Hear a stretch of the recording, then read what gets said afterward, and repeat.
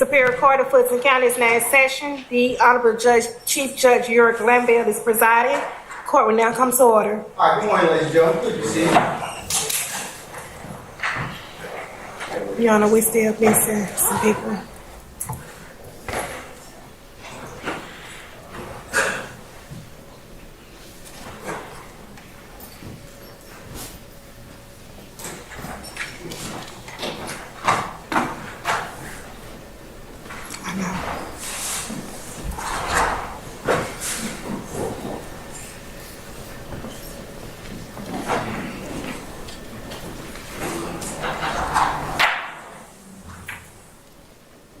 Still missing the defendants, Williams and Ryan. I don't have nobody to get them.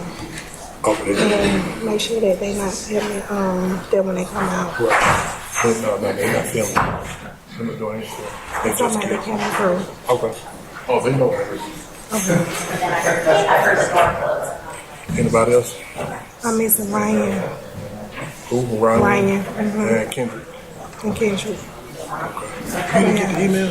It ain't that. When you pull a ham, you need to let me know that. Like, both you and Dean here, both one end, take both of y'all to do this. Like, that just really. Okay. Because, see, traffic got some going on this morning, so I don't have all of them. Okay. Well, this should be our last stop, so Okay. I'm back down here. Believe me, I didn't want to put this in the meeting. All right.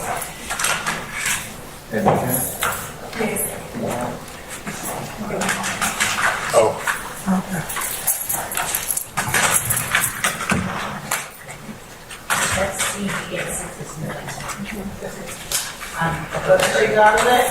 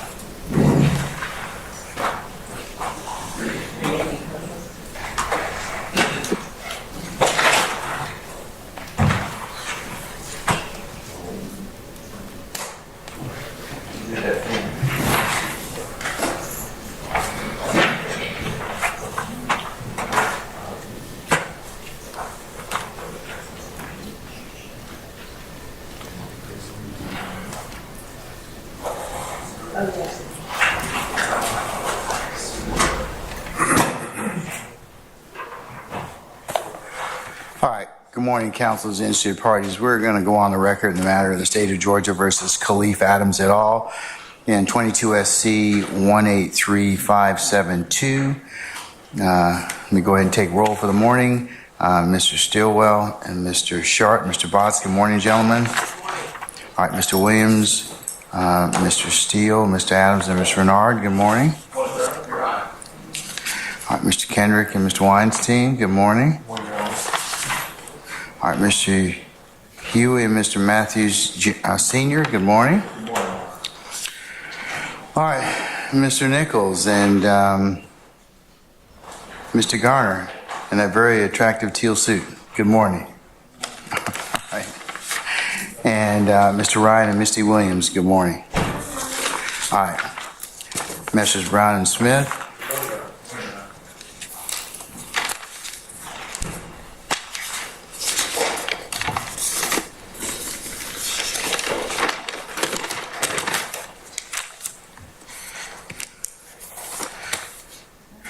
Mr. Atkins, Ms. Love, and Ms. Hilton, good morning. Good morning, Your Honor. All right, we also have some other folks here this morning. Again, madam, I apologize. I don't have everybody's names written down, and I know I should probably know your name at this point in time.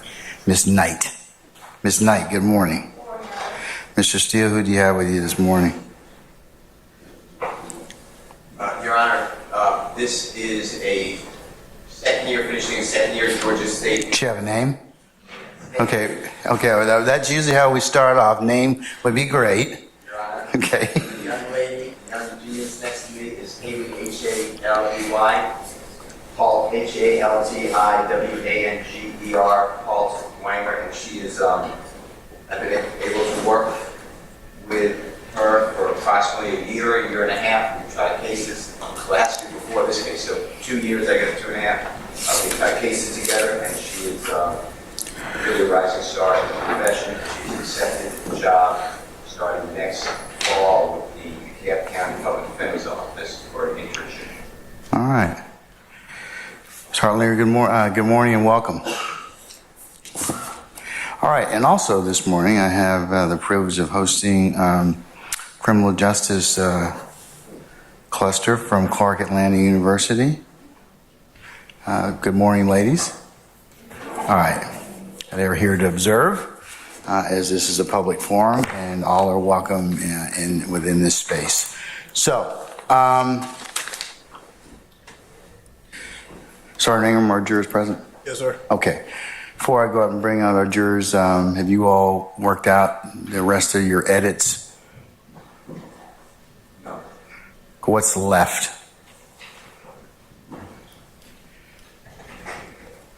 Your Honor, we have nothing from the state about the initial statement, which is July 15, 2015, by Mr. Murphy to Detective Gaither. It's my position. It doesn't come in.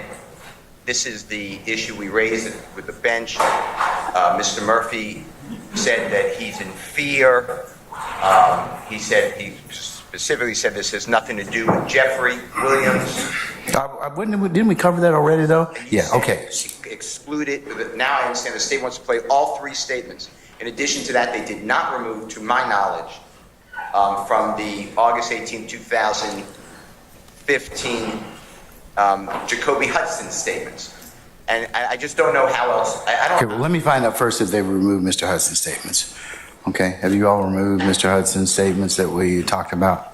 Your Honor, I submitted a transcript yesterday that had pages 1 through 30 redacted like we discussed in court yesterday. Okay, so has the corresponding video also been edited? So because the video is choppy, what the state will do is, since we have to play through evidence reviewer, we're going to mute the portions that are redacted, because if you saw yesterday, the video was choppy, so we don't have a redacted video. But based on the timestamps, Your Honor, and I sent the cheat sheet of all the areas that we plan on muting so that everyone's aware of when we're going to start and stop the recording. Now, if Mr. Steele is talking about areas in which Mr. Hudson may have clarified, so for example, there's a portion of the interview in which I believe it's either Gaither or Dennis asks who all was in the car. And Mr. Hudson says, tell him who all was in the car. We did not redact that, Your Honor. It's stuff like that that is not redacted. But the what we talked about from the first 13 minutes, that's gone, or the first 30 pages is gone. And then I believe that portion of time in which he's in the room by himself with his client, that portion is gone. But what about the statements involving Mr. Williams at the house and the search warrant? That's in a different video, Your Honor. Has that been edited out as well? That has. Because I don't know how much we'll get this morning today, and we'll see where we get. We'll see where it goes. Your Honor, that's from the July interview, and yesterday we did not have the transcript. We got the transcript this morning, so I'm actually in the process of emailing that transcript over to everyone with the page reference of what we plan on redacting, which has to deal with the search at Mr. Williams' home. But that is the July interview, got which we you. just got that transcript. Okay.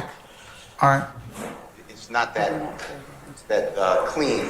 We got the cheat sheet, and I'm not casting any blame here. We got the cheat sheet at 8:20 this morning.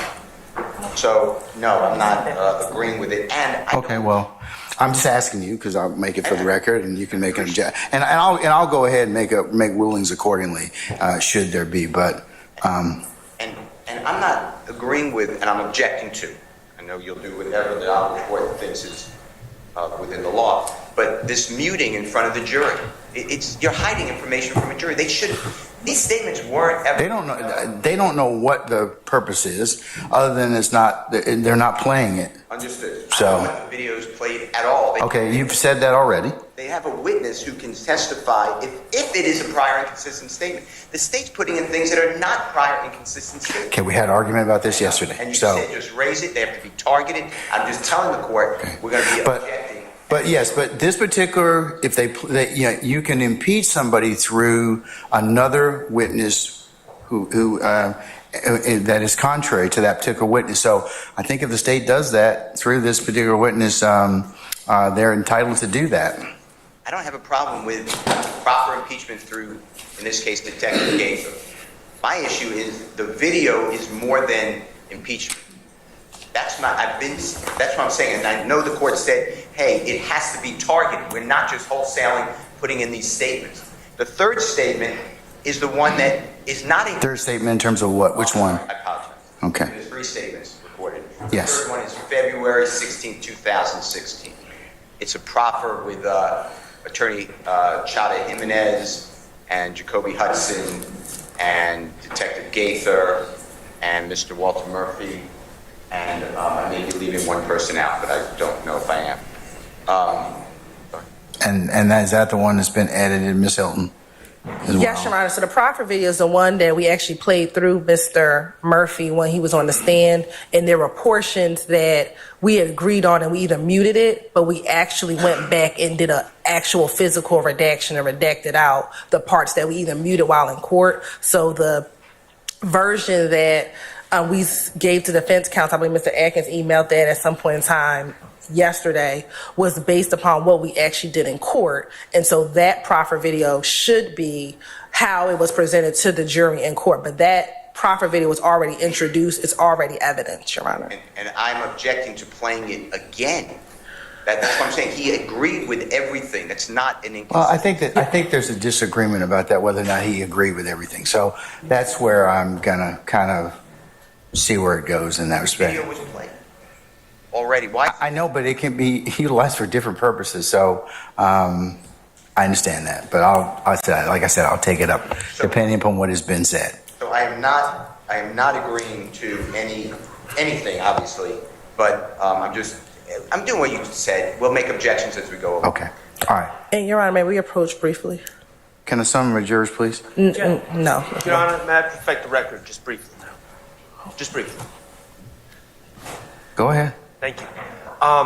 Yesterday, in our discussion of the legality of this impeachment, we talked about impeachment by contradiction, and I just don't want the record to suggest that I'm acquiescing. No, you have made this objection twice now, at least twice, as to a couple different witnesses. I understand where you head. I understand you made an objection as to it. Yeah, I just don't think it's. I just want to be clear that I do not believe it's impeachment by contradiction either. Okay. Well, all right, well, that I understand that. Okay, That's all right, your thank you. position. Okay. All right, sir.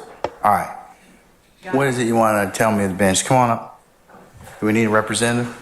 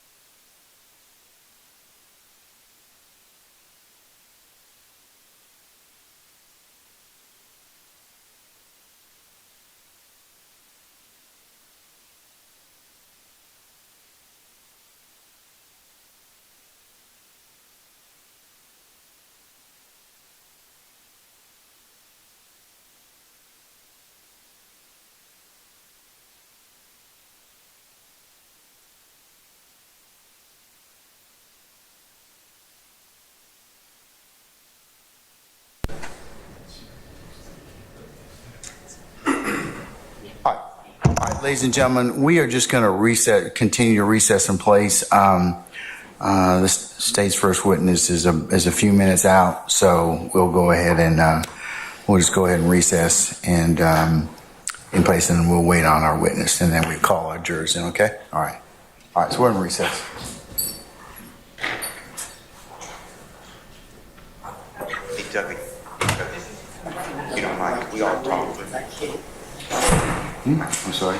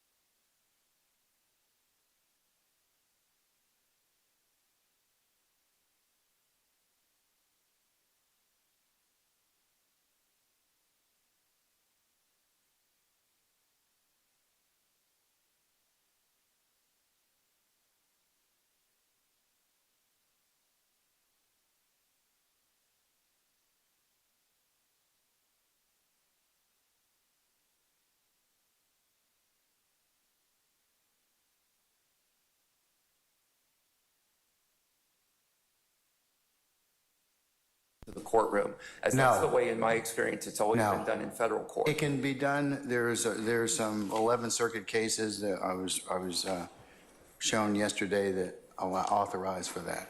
So, I understand that you may be authorized to do that. I was just suggesting that the better practice may be to do it before the jury is present. Mr. Steele asked me that yesterday. Okay, thank So, you, Your Honor. yeah, so I'm going to see if they qualify the witness using the Daubert standards in 702, and we'll let you all voir dire the witness accordingly, and then I will make a decision as to whether or not that particular individual is able to testify in that manner. Thank you. Okay? Your All Honor, I right. just get a continuing objection. Yes. I don't believe the case, the 11th Circuit case, I think it's Ware. You're right, it is where. Thank you. Okay, all right. I don't believe it says that it's done in front of the jury. It said it wasn't done at all, and you have the discretion to find someone. But I don't. No, it was done, there was no pre-admission, it was done in front of the jury because of the type of case it was. I mean, I think it was firearms or ballistics or whatever else, so. I think the court just made that fine. Anyway, I'm objecting to it being done in front of the jury. I'm objecting not to have it dealt with heard outside the presence of the jury. Can I just have a continuing objection? Because I don't want to do this in front of the jury. Okay, Thank you, sir. all right. Anything else? All right, summon our witness, please. Yeah, I'll bring in the jury, yes, thank you.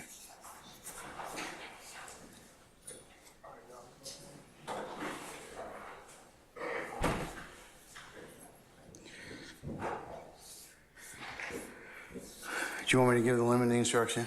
Yes, please. Thank you, sir.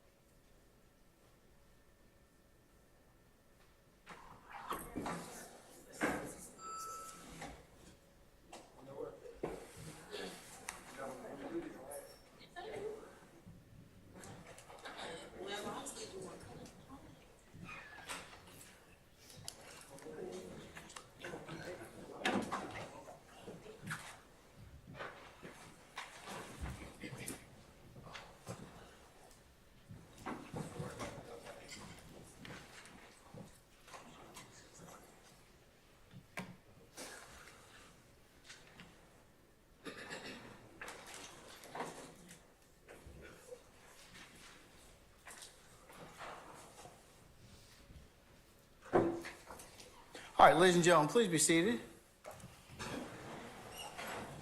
All right, thank you, Sergeant Ingram. Ladies and gentlemen of the jury, good morning. Good morning. All right, without further delay, we're going to continue with the presentation of the state's case. Call your next witness. The state calls Investigator Gaither to the stand. All right, summon Investigator Gaither, please.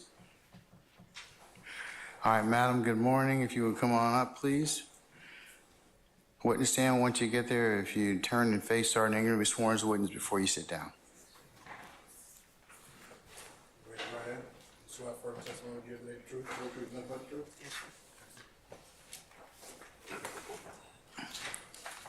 Still the first and last name for the court. Lakia Gaither, Lakeagather. All right.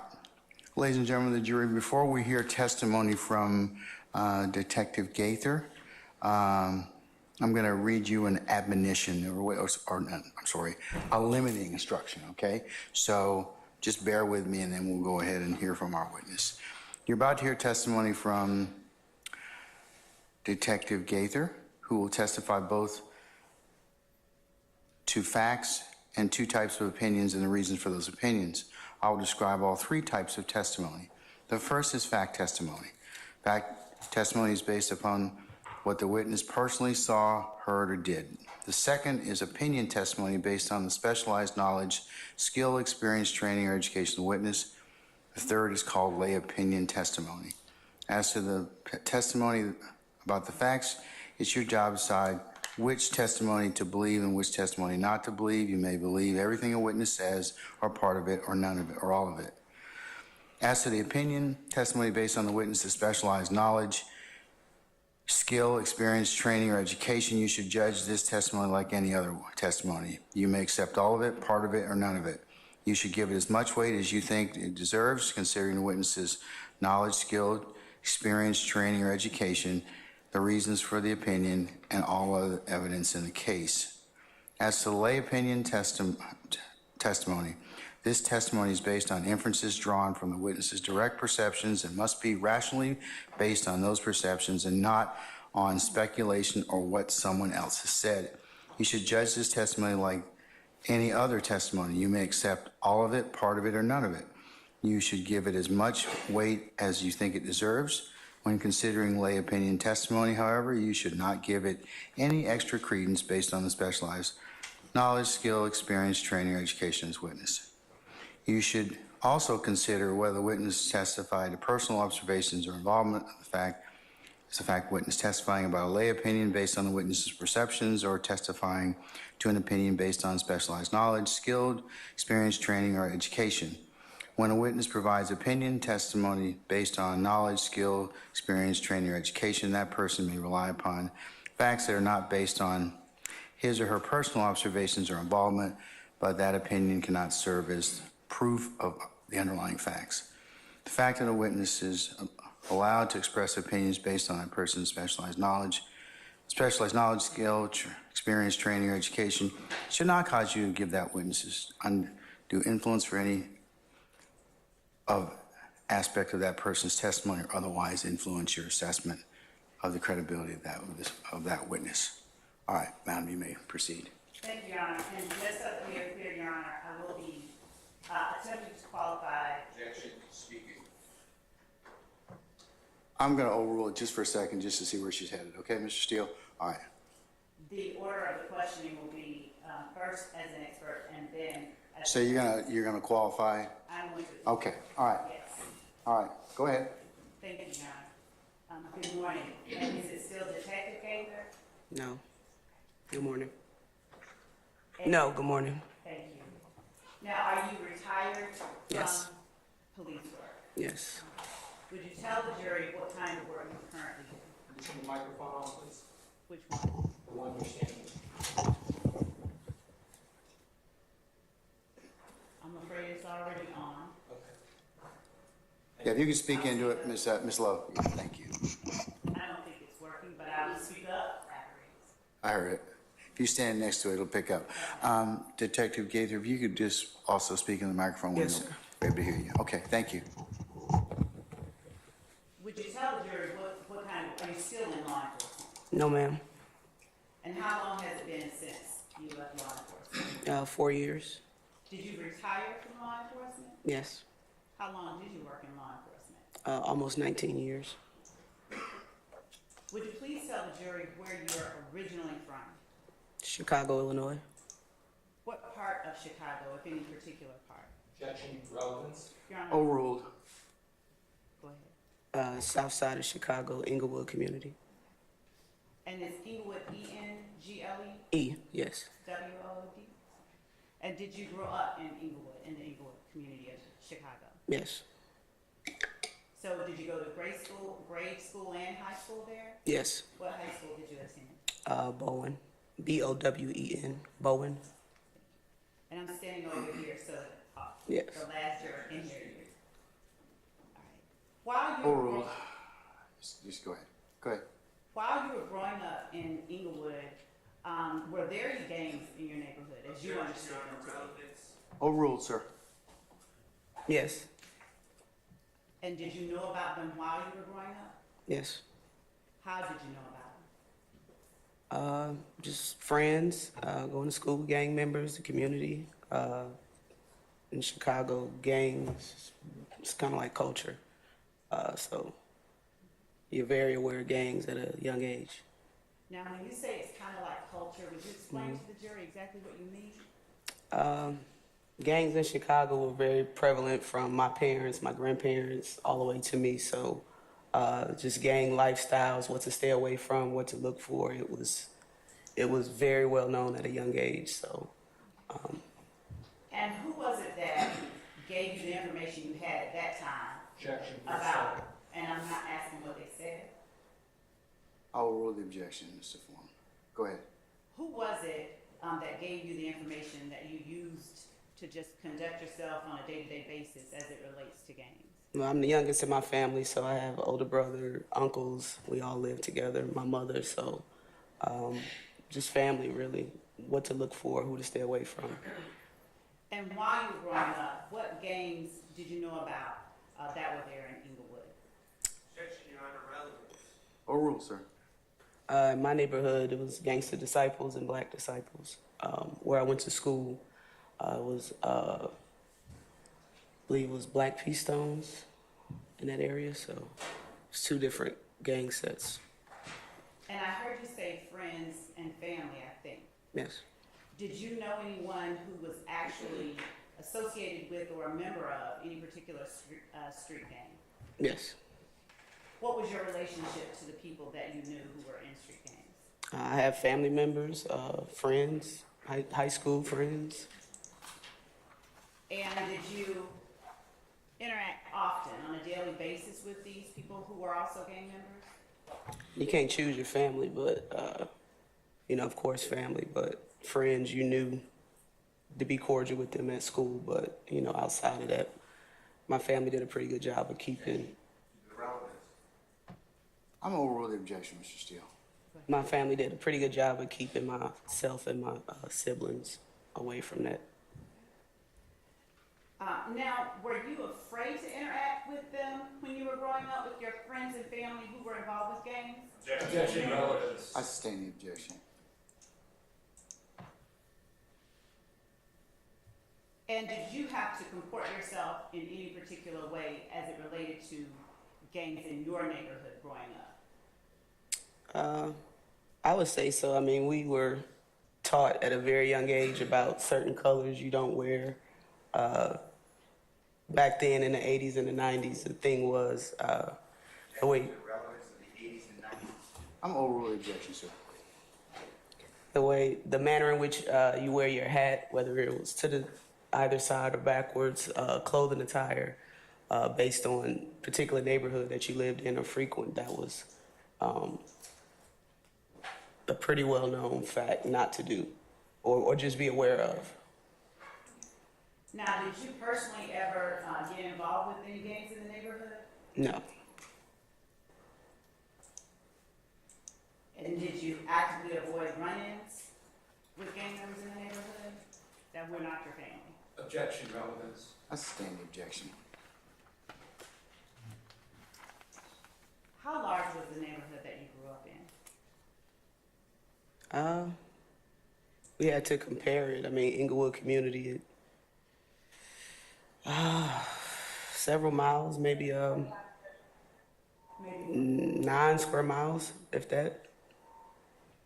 Did I hear you say you have to compare it? Yeah, if I were to try to compare it, I mean, to something here in Atlanta, Cleveland Avenue area, Atlanta. Are you familiar with that area? yes.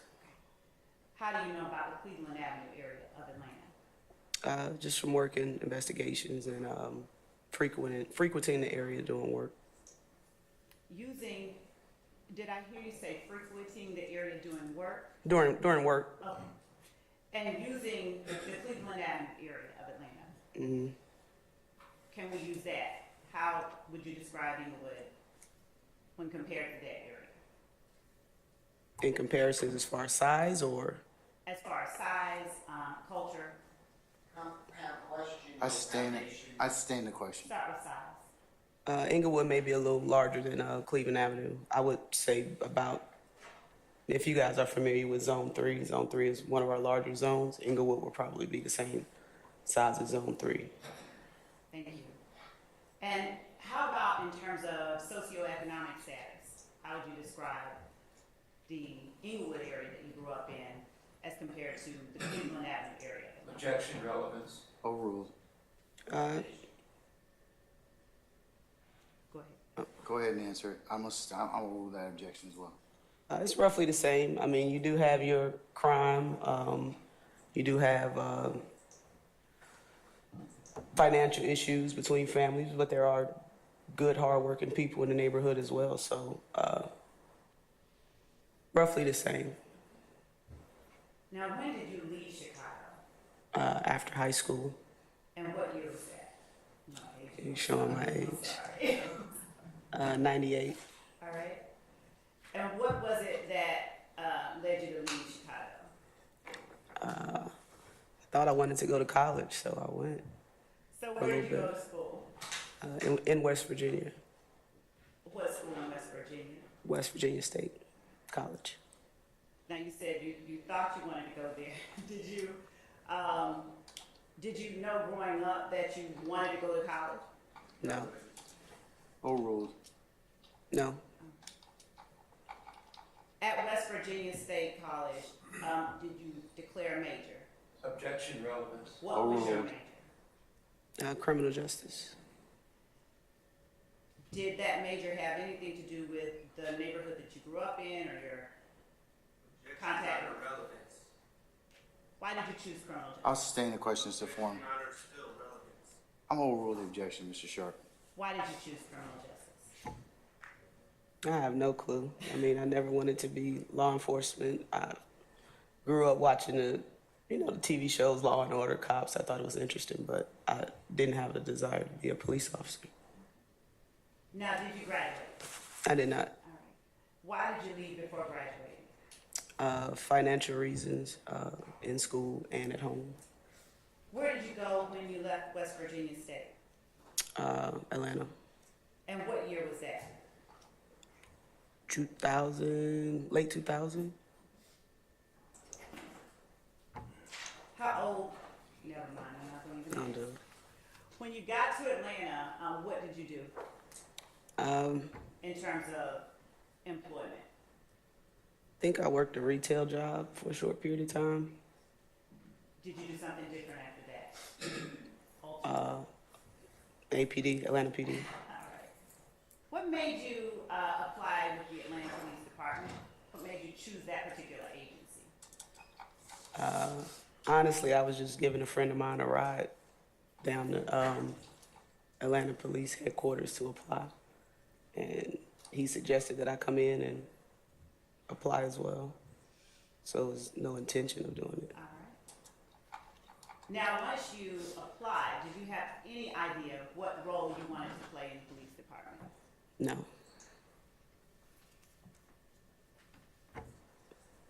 And when you first came to Atlanta, culturally, was it the same, different than, or in some ways both, to where you grew up in Inglewood? Foundation, Your Honor. Relevance. I'll sustain the objection. Is it as to foundation, or do I need to? I'll sustain as to relevance. You can Okay. lay more foundation. Thank you. When you first came to Atlanta, did you personally, at that time, know about any gangs in the city of Atlanta? No. And did you personally, at that time, recognize any signs of criminal street gang activity in the city of Atlanta? No. What was your first role at the Atlanta Police Department? I was a patrol officer in Zone 4, Southwest Atlanta. What parts of Atlanta made up Zone 4 at that time? West End area, Cascade, the northern part of Martin Luther King, the western part of Martin Luther King, Fairburn Road, parts of Camp Creek, Campbellton Road. Now, as it relates to Zone 3, where was Zone 4 situated in Atlanta? Were they next to one another, separated by another zone, or something different? Parts of Zone 3 do border Zone 4.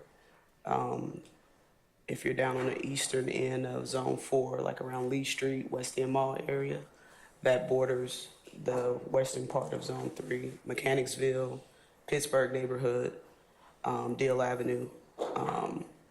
And outside of that, everything else is kind of on the opposite side. Zone 6 is the other side of Zone 3. Okay. And so, was it your testimony that the Mechanicsville, Pittsburgh, and Deal Avenue area of Zone? Leading testimony. I'm trying to get clarity. I'll Clarity for the question. overrule the objection, sir. Were those areas, the Mechanicsville area, Pittsburgh area, and Dale Avenue area in Zone 3? Yes. And did they abut Zone 4? Lee Street was basically the border between Zone 3 and Zone 4. So Lee and Abernathy was kind of the barrier between the two zones, Okay. if you had to break them up. Did you interact with people from Zone 3 as well as Zone 4, or did you only interact with people who lived in Zone 4 at the time that you first started as a patrol officer in Zone 4? You mean citizens or police? Citizens? Yes. Yeah, I mean, there's no barriers for citizens in Atlanta. They come to Zone 3.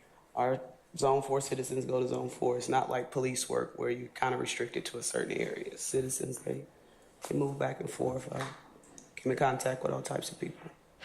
Would you tell the jury what your responsibilities were as a patrol officer in Zone 4? I was assigned to evening watch, which is 2:30 to 10:30, I believe.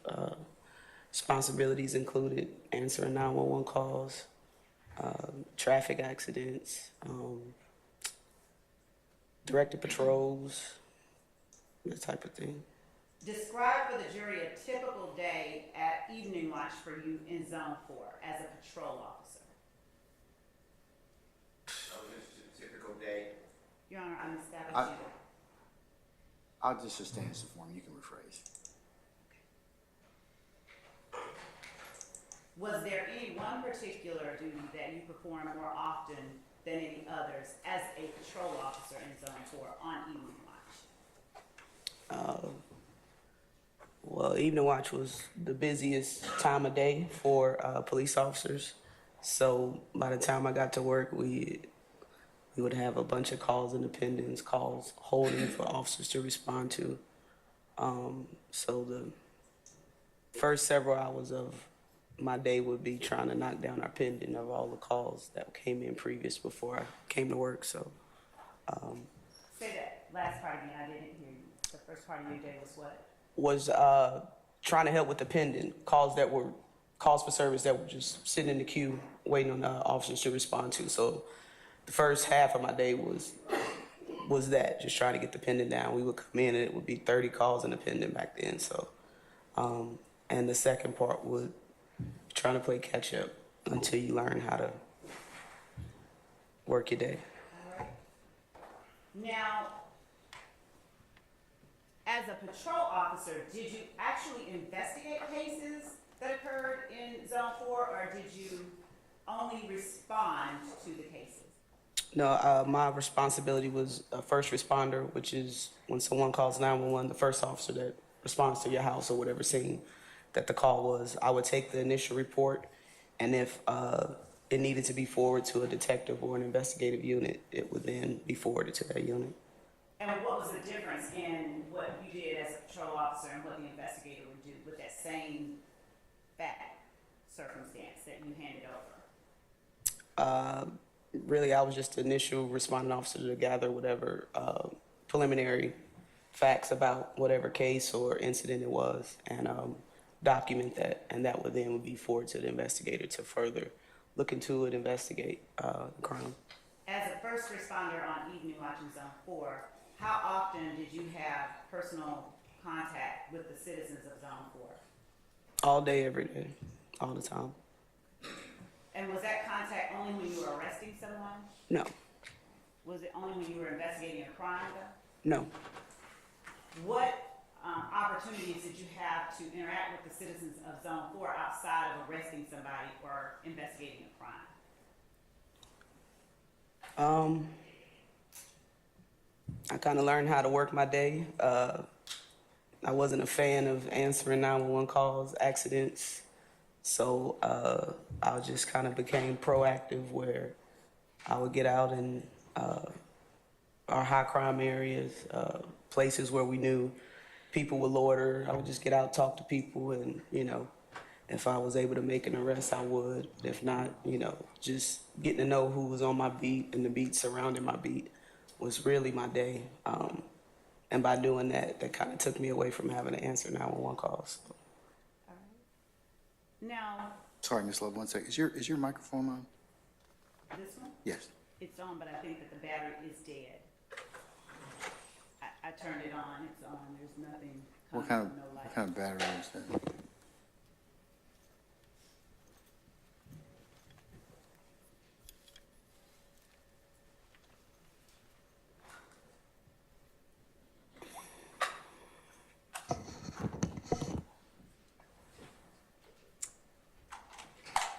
Does the court prefer that I wait or? Or just go to that central mic so we can all hear you, because that's a problem, so. Okay. Am I heard if I speak right here?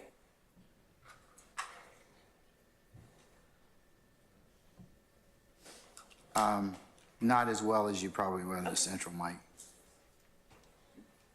Hold on, we're gonna see if it's working.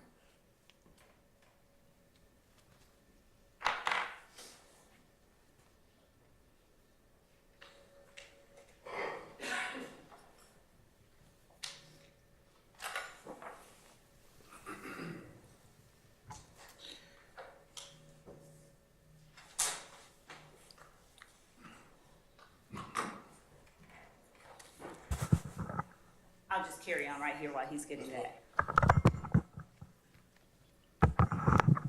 Thank you. Is this better? Yes. Okay, thank you. Now, you said that you spent a lot of time getting to know your beat. Was it your goal when you were getting to know your beat to go out and make arrests? Was that your main priority? No. What was your priority when you went out to know your beat?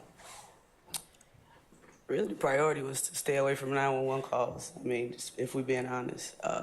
So if that included, just doing directed patrols, doing drop-ins, which is my businesses on my beat, I would go into the stores, talk to the store owners. The old guys sitting on the side of the building drinking, they give you a lot of information. So my priority wasn't to lock people up. I wasn't trying to be on I-20 doing accident reports. All right. How long did you stay in patrol at Zone 4? A little over a year. Is that the normal time that a new officer stays at that level? No. What's usually the time? Is it more or less?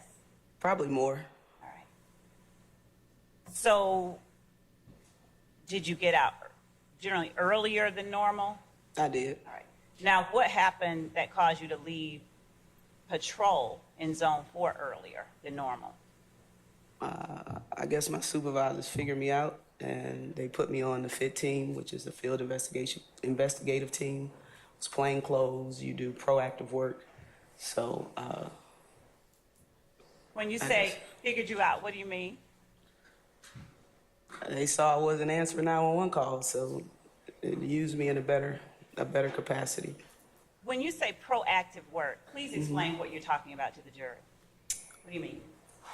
For me, just getting out your car, walking around, talking to groups of guys. Again, if it led to an arrest, it was an arrest. If it was a traffic stop that led to an arrest or seizure of guns, drugs, that's just what it was. It's just being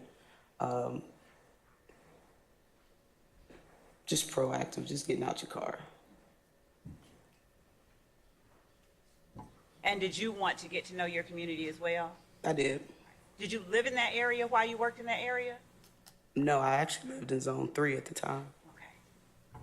What area of Zone 3 did you live in, generally speaking? Carver Homes. Does Carver Homes still exist? It does. All right. Would you tell the jury what the Georgia Peace Officer Standards and Training Council, or POST, is? That's the council that certifies people to be police officers in the state of Georgia. And were you POST certified while you worked at APD? Yes. Are there different POST certifications or just one? I'm not sure. Okay. Did you have to do anything to remain POST certified while you were at APD? Every year we would have in-service, which is your yearly certification that the police department gives you to keep your post certification. It would be firearms qualifications, updates on Georgia law, stuff like that. And did you remain post-certified while you were at the Atlanta Police Department? Yes. Was maintaining post-certification a requirement of your employment at the Atlanta Police Department? Yes.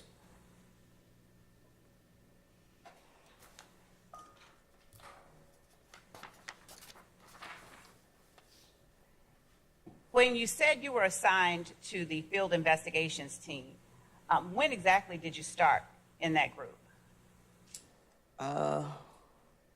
Roughly 2004, maybe late 2004, I believe. All right.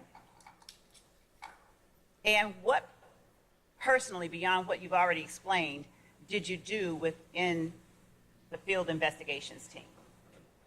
As far as day-to-day activities? Yes. Day-to-day activities would include, again, being proactive, doing drop-ins at our local businesses. We would respond to areas that were considered hot spots within the zones. That information would come through crime analysis and our, supervisors. We would do low-level narcotics buys.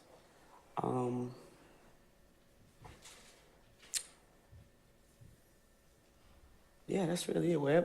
Whatever was going on, or not whatever was going on, whatever area within the zone was considered a hot spot that week, that's the area that we would concentrate on, whether it was for robberies, drug sales, shootings. Yeah, that's just the area that we would focus on. And you said hot spot.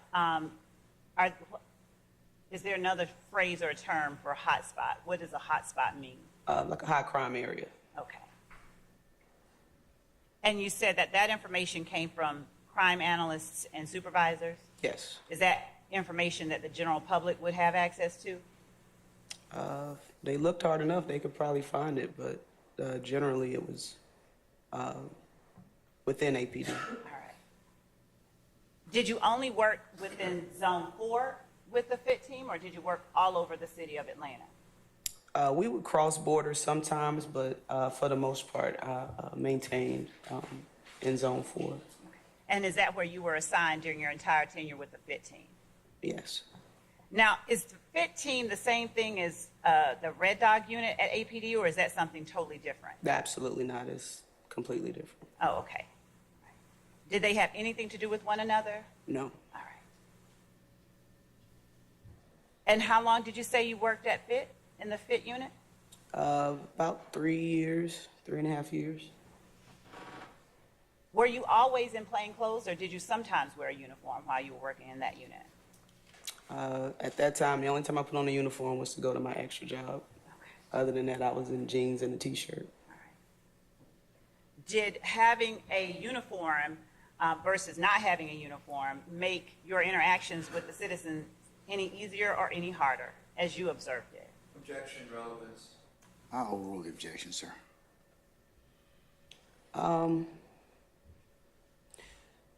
My experience, I felt like the uniform kind of was a distraction. A lot of people would just look at the uniform, like they wouldn't look at the person. I'll overrule the objection, sir. They would look at the uniform and not the person or what you were saying, so it became a lot easier for me just to even maneuver to get to talk to certain people in plain clothes, jeans and a t-shirt. It was a lot easier than the uniform and a patrol car. And as a FIT officer, did you investigate crimes, or did you respond to crimes, or did you do some hybrid, both? We did both. The high priority calls like the shootings or robberies, we will respond to, but we did conduct a lot of our own investigations. And during your time in the FIT team, to your knowledge at that time, did your investigations ever involve gang activity that you knew of at that time? not from what my idea from where I grew up was actual gangs. So during that time, 2004 to 7, 8, no, I didn't. That wasn't my focus. I wasn't necessarily paying attention to it. So I didn't, obviously because I didn't recognize anything that I was familiar with as far as gangs in Atlanta. So. And again, what is it that you were familiar with or that you were looking for or would have expected to see as it relates to gangs to tell you that there's gangs here in Atlanta at that time? Probably the graffiti, the manner in which, people wore their clothes or their hats, the hand signs. That just wasn't, I wasn't focused on that because I didn't see those familiar signs here in Atlanta that I knew of. Doing the math, if you stayed with FIT about 3.5, 4 years, did you leave in 2007? Yes. All right. And what happened? Why did you leave the FIT team? I was asked to go to the gang unit.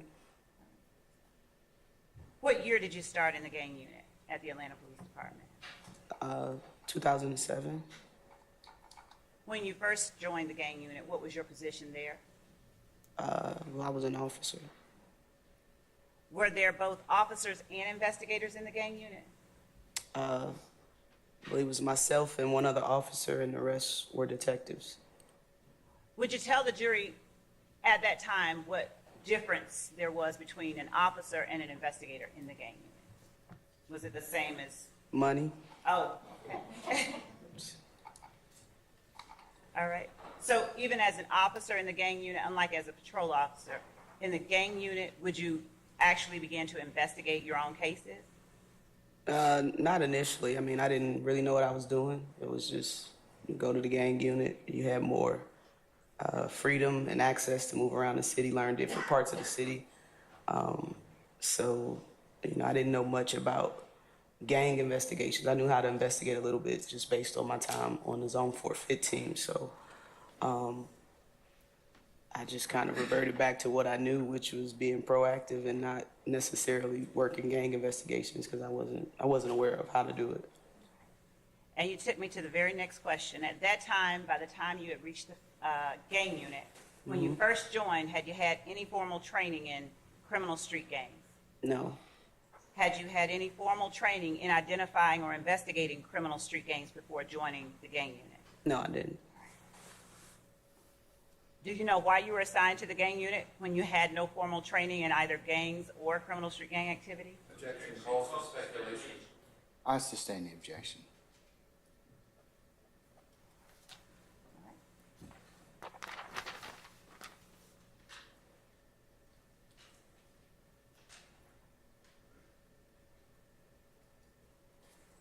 While in the gang unit, did you obtain any formal training on criminal street gangs in Atlanta? Yes. Now, when you joined the gang unit, did Georgia have a formal definition for a criminal street gang? Your Honor, that would call for law. I will object. I sustain the objection.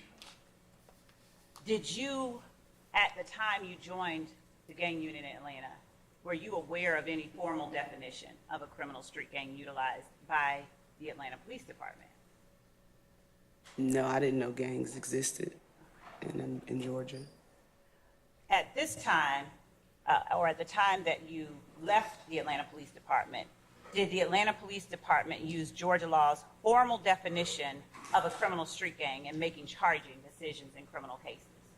You said the time that I left? Yes. Yes. All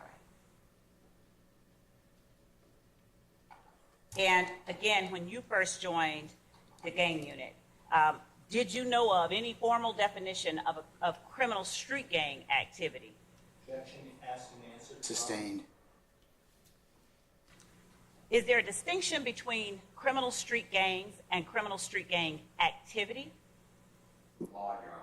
Your Honor, I have to ask to test her knowledge as it relates to what she did. It's not accurate, it's the law. I sustain the objection. I sustain the objection, madam. She may be able to, I don't think it's I'll correct. rephrase. All right. during your time in the gang unit, as you progressed, did you recognize in your work, did you employ a distinction between criminal street gangs and criminal street gang activity? Yes. I'm going to overrule the objection, sir. Yes. Okay. Let's talk about what training, if any, that you got while you were at the gang unit. First, let me start off. How long were you an officer in the gang unit? I went to the gang unit in 2007. I was promoted to detective in, shoot, don't give me the line. Maybe 2012, maybe 13. I'm not exactly sure the dates, but from 07 to, I was promoted to sergeant in 2016. That entire time I was in the gang unit as an officer and a detective, so from 2007 to 2016. While at the gang unit, what were your sources of information for gangs and gang activity if you had no formal training before getting there? Once I got the training, I mean, I got to know a lot of people within the community, good and bad. And a lot of my gang knowledge and information really came from them. We did have meetings with other jurisdictions and information sharing within our department and our unit. But if we're just speaking about Georgia gangs, the gangs within Atlanta, Yes. a wealth of my information just came from the community and gang members themselves. So let's break that down just a little bit. When you say it came from your contact with people in the community, good and bad, what do you mean when you use those terms in this context? Just normal citizens, people that don't commit crimes, and then when you commit a crime, just interviews with suspects, people who are arrested. You do get a lot of information from that as well. At the time, at the time that you joined the gang unit, what were the focuses? What did the gang unit mainly do within the city of Atlanta? I would say relevance, Your Honor, is what I'm object relevance. Your Honor, it's Sorry. relevant. Bless you. It's relevant, establishing background. The juror has to gauge. I'll sustain the objection, sir. You sustain it, Your No, Honor? I'm going to overrule the objection. Thank you. All right.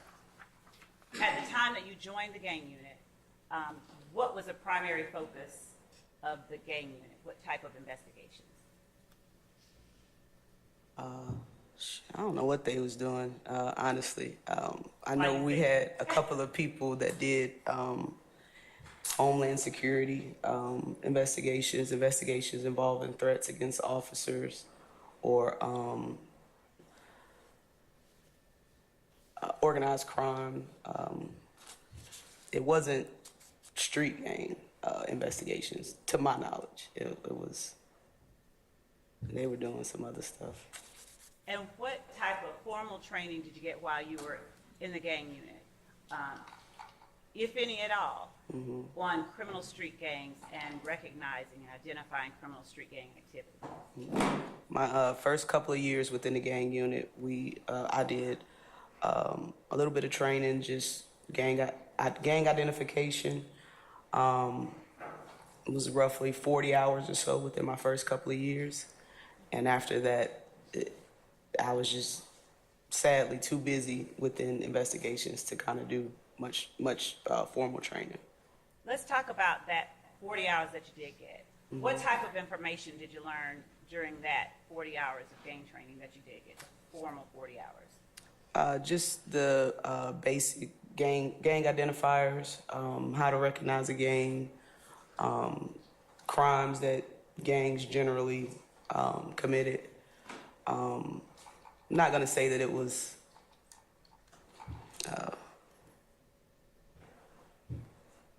worth anything, but a lot of the instructors were not from Atlanta or worked the Atlanta area, so a lot of the information was really general. loosely based on national criminal street gangs, the traditional gangs. Were you educated about the laws of the state of Georgia in that training? And Yes.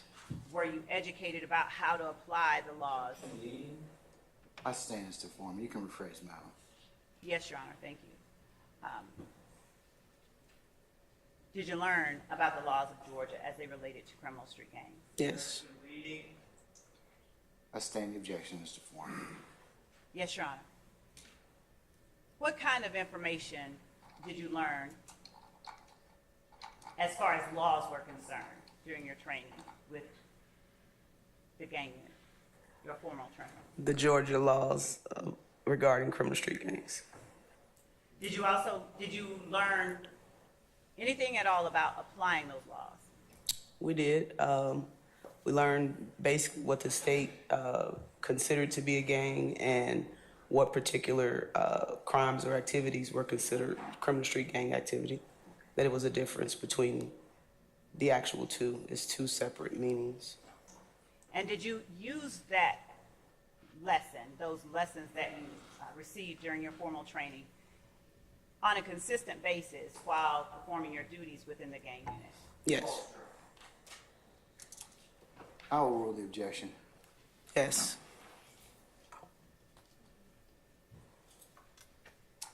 Did the gang unit that you described when you first went there doing different things, did it continue operating in that manner, or at some point did it shift its focus? Definitely think it shifted its focus roughly 2010 or so. What types of things led you to recognize a shift in the focus of the gang unit? During our daily activities or investigations of various crimes that were not initially considered, gang related, we began to see identifiers of gangs now operating in the city of Atlanta. We would see graffiti. At that time, social media became more. Sir, you have an objection, sir? Basic. History is irrelevant. History is irrelevant. So the witness understands. Her background is quite. It's relevant, sir. I'm going to overrule your objection, okay? You may have a continuing objection, sir. Please continue. Social media started to become a thing. It was new. It was new to us. So we did rely on a lot of social media information to be intelligence gathering. Our local gang members at the time would bolster their gang affiliations on social media, which kind of, was surprising to us because we really hadn't seen that before in that manner. So around that time is when we kind of start putting the pieces together with people that we had already previously identified for particular crimes throughout the city. They were now identifying themselves as part of whatever particular gang.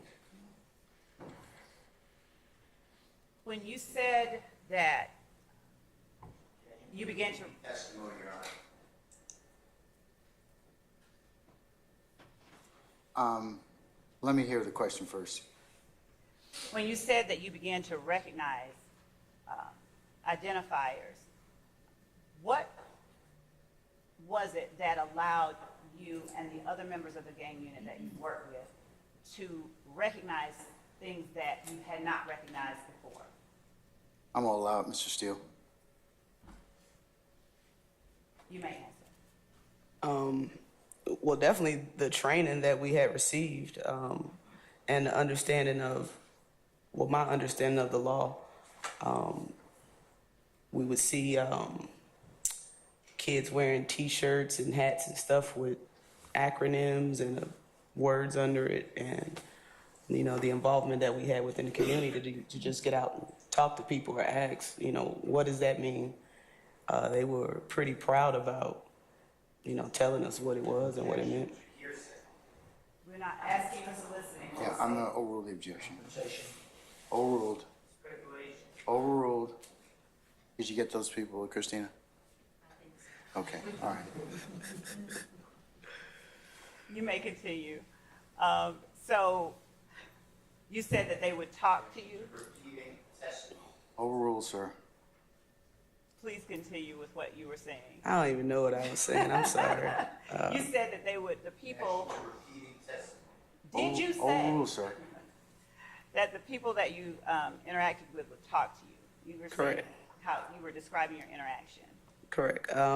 Yeah, just getting out talking to folks, not just people you're arresting, but just normal citizens within the communities, grandmas and uncles who. Ask and answer. That I'll sustain. In terms of beginning to recognize signs of criminal street gang activity, what else, if anything, allowed you to recognize things and signs that you had not recognized before, besides training, formal training? Yeah, definitely the different clothing that we would see certain people start to wear, the social media with the post, and you can add a caption to it. A lot of that during that time was, you know, this is my gang, and hand signals that we weren't accustomed to seeing. Graffiti throughout the neighborhoods. We, at the time, 2011, 10, 11, 12, we had a lot of school fights that really weren't a thing before. Because during our daily duties, we would respond to a lot of the schools to try to do preventative gang work. So we did see an uptick in, I don't want to say gang fights, but two groups of kids fighting. We would see that. And when you were involved in working in the gang unit, did you consider it a crime to just simply be in a group wearing the same shirts as you described earlier? Your Honor, objection to the witness considering a crime. Your Honor, if What's the basis for your objection, sir? The law is going to look beyond what a witness can testify about. Juries make a decision. Okay, I got you. Your Honor, Go ahead, I'm sorry. it goes to her qualifications and knowledge in this area. I'll rule the objection.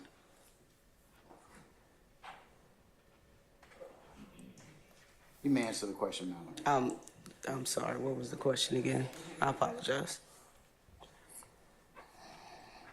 And when you were involved in working in the gang, did you consider it a crime to just simply be in a group wearing the same shirts as you described earlier? No.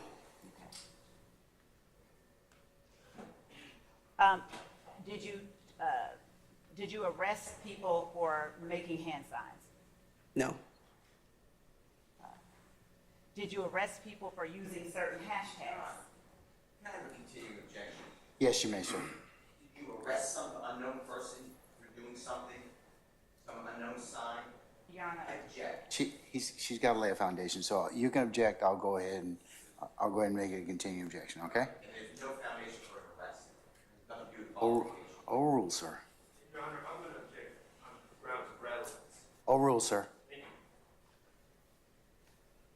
when you were describing what you saw and recognized as signs of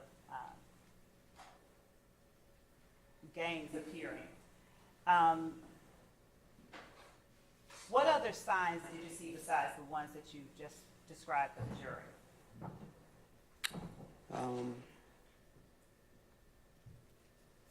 I mean, off the top of my head, I think those were the main ones. I may be missing a couple, but I think those are the main ones. Did you ever hear any language that was used by groups of people consistently that was sort of different from the average? Objection, Your Honor, leading. Invade and hearsay. I'll sustain as to leading. The other two I'll overrule. So you can rephrase, please. Thank you, Judge. Were there any linguistic styles that you noticed as signs of gang presence? Yes. Describe what you mean when you say yes. We, at the time, again, social media was a very informative tool that we used. You would see gang language from Bloods to Crips, the usage for Bloods not using the letter C, so they would cross out certain letters that were synonymous to rival gangs like the Crips and replace it with a B or an X. We would see Crips doing the same thing. They wouldn't use the letter B in language that in raps, hashtags, captions, even on graffiti. We would see graffiti being crossed out if in certain neighborhoods that we knew a particular gang operated in, we would see the next day they have an X through it. So yeah, it was definitely in the language that they used, slang. Did you see any correlation between those signs that you saw and any particular criminal activity in areas of Atlanta? Are you asking what particular areas did we see it in? Yes. Well, when I went to gangs, we were citywide, so that was my first time really able to cross the borders of Zone 4. Zone 4 definitely had a lot of blood gangs within it. We did have some gangster disciples around Fairburn Road area. Zone 3 was predominantly Bloods, but we did still have a lot of hybrid neighborhood gangs that weren't really identifying with traditional national gangs. Did agencies or units within the Atlanta Police Department share information as it related to gang intelligence? Yes. Would you explain how that occurred? Yeah, so we would have monthly meetings with surrounding jurisdictions that included DeKalb County, Clayton County, Fulton County, and it was really just information sharing. At the time, criminals didn't necessarily have a border in which they stayed in. If you're a criminal, they operated everywhere. So we definitely had to come together and collaborate with information gathering to try to put a hold on crime. And what kind of information did you all share within these monthly meetings with other law enforcement agencies? Gang trends, crimes, they're really gangs and crime trends.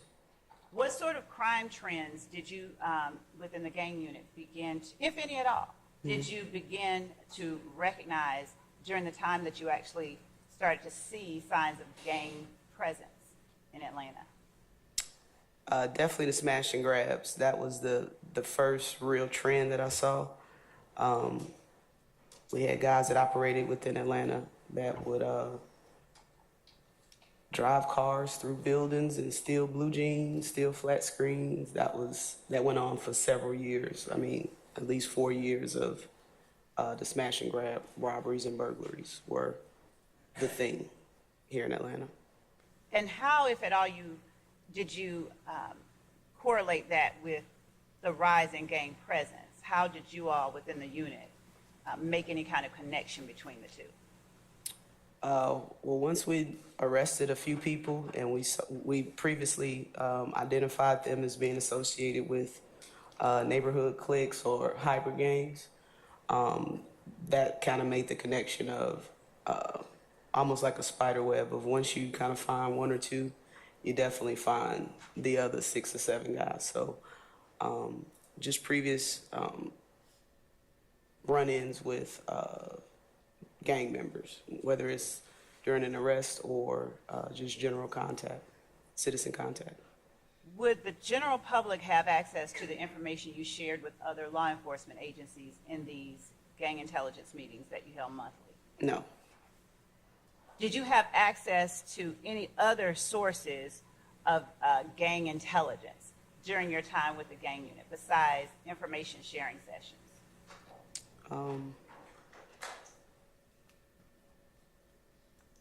I can't think of any right now.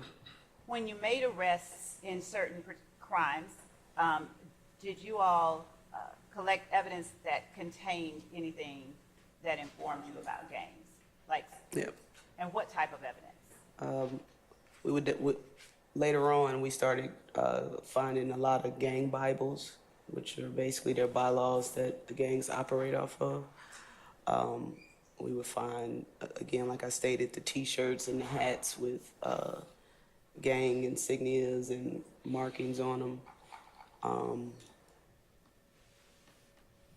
I think that's about it that I can think of right now.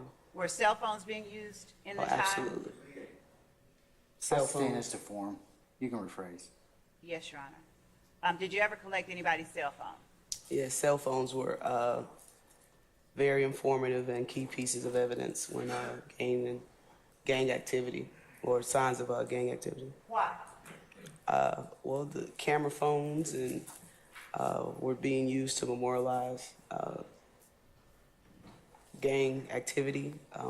If a person was arrested and there was probable cause to search their cell phones, we would apply for search warrants, get that information back from cell phone companies, and do a search of the actual phone, and we would find a lot of evidence regarding gang activity. Did you ever get search warrants for other things like social media? Yes. What was the purpose for getting a search warrant for a social media site? Foundation for the question. I stand the question. You lay a little more foundation. Why were y'all interested in people's social media sites? Just based on the information that the user would put out. If our focus was gang, oh, did somebody say something? Oh, if our focus was gang activity, our local gang members were making it known to put it on social media so it could be displayed to the public. So it was definitely a key piece of evidence that we wanted. There would also be direct messages, which is like a DM feature within social media where you can communicate with anyone who was on your page, whether they were local or from around the world. And that information was very key in gathering information about national street gangs and the traditional gangs that were not operating in Georgia at the time. We did get a lot of information from the direct messages and text messages within cell phones. Was the information you were able to get when you got a search warrant any different than that anybody could look at on a public site? No, direct messages are private. It's just between the two users. Unless the person, displays the message, it's just between those two users. So did the general public have access to that information you were able to obtain about gangs through social media search warrants and the like? No. I stand the objection. Ms. Love, I think we're in need of a break at this point in time, as I understand it. I have it on good authority. Yes, So, ladies and gentlemen, let's go ahead and take a recess until 11 o'clock. We'll come back, okay? All right. All rise.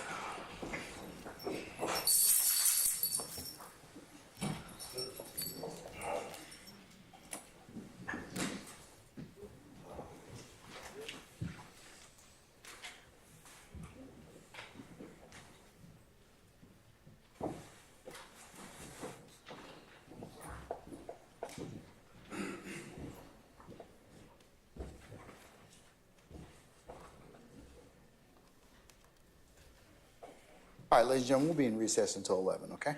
All right.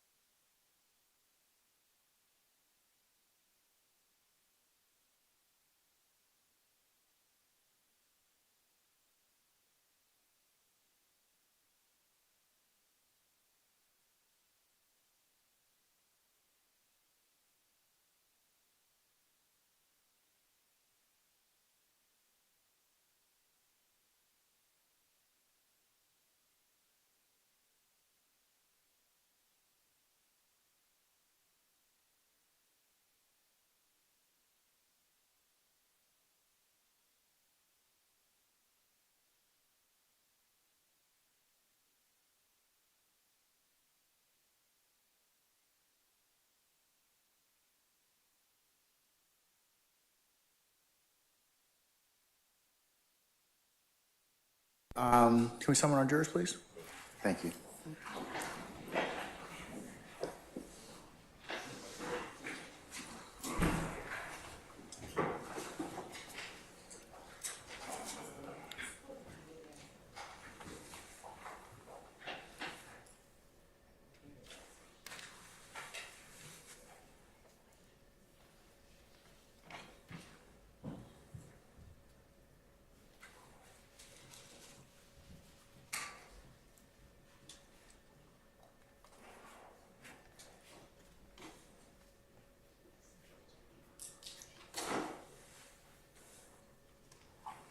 All rise for the jury.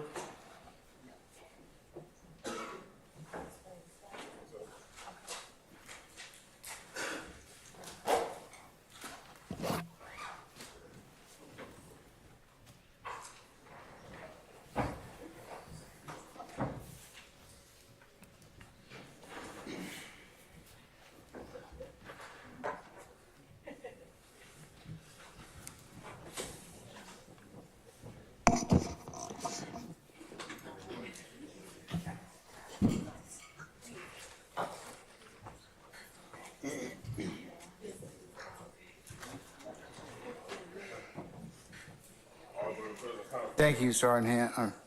Ladies and gentlemen, please be seated.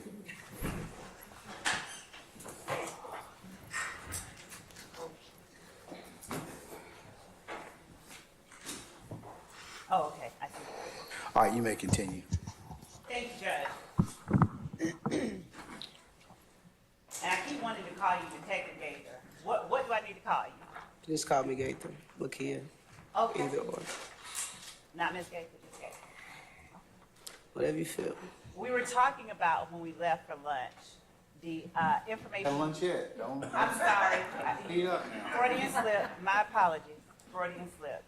We were talking before we left for break about social media information gathered through search warrants. How many social media accounts would you say you've had access to over the years during your time with the gang unit? You mean looking at others or my own? No, where you gathered, where you got a search warrant to look at social media accounts to help you learn more about anyone's participation in particular activities. We started with the social media roughly 2011 or so. We really started getting in depth with it. So from 2011 to really when I retired in 2020, probably hundreds, honestly. It's a lot. And was it from only one site, or did that No. information you had access to vary? Oh yeah, it varied different sites. We've received information from Facebook, Instagram, Snapchat. Was it Bumble or Bimble?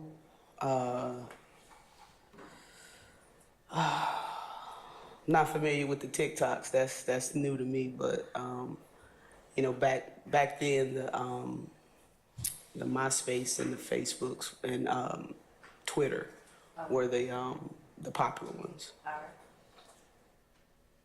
And how many cell phone extractions or data dumps have you had access to since you worked as a detective and an officer in the gang unit? That got to be several hundreds over my time. Were those cell phone data extractions information that the general public had access to? No. Did they give you useful information in investigating gang activity here in Atlanta? Absolutely. When people were arrested or detained for crimes in Atlanta, where is it that they're taken?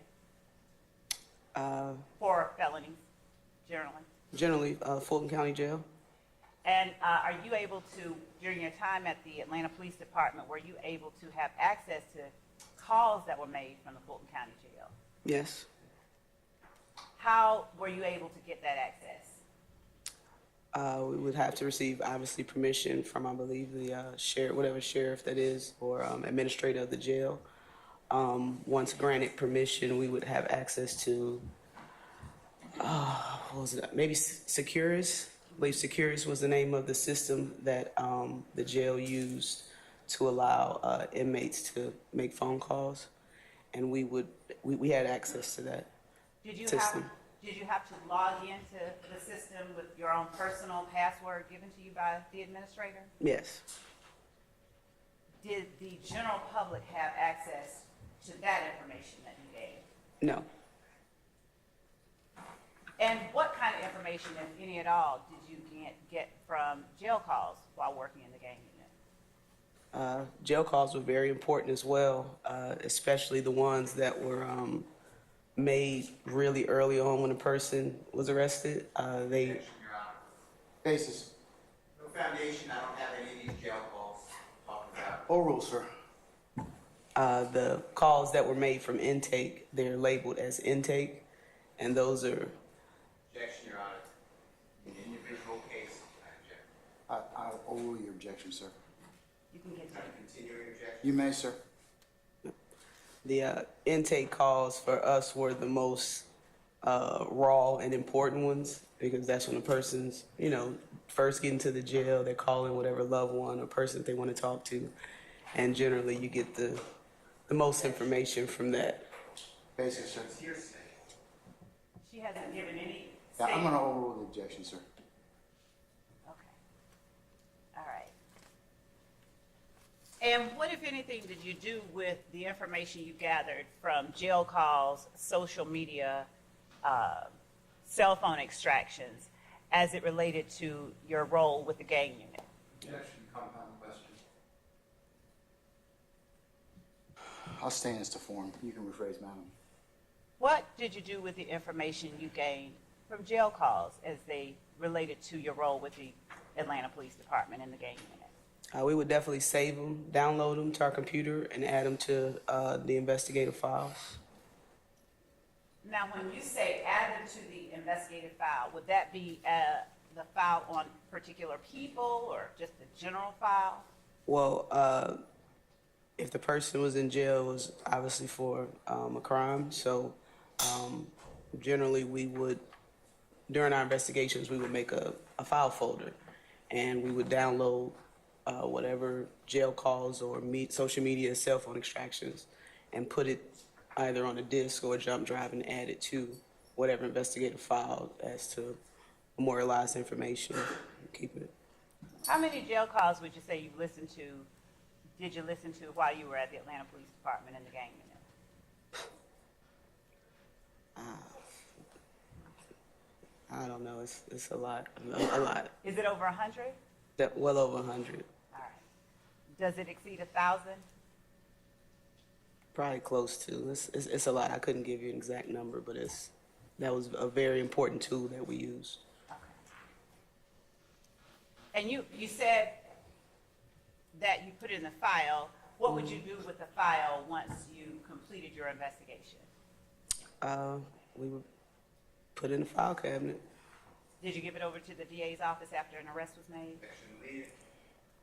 Oh, I'll sustain the objection. You can rephrase.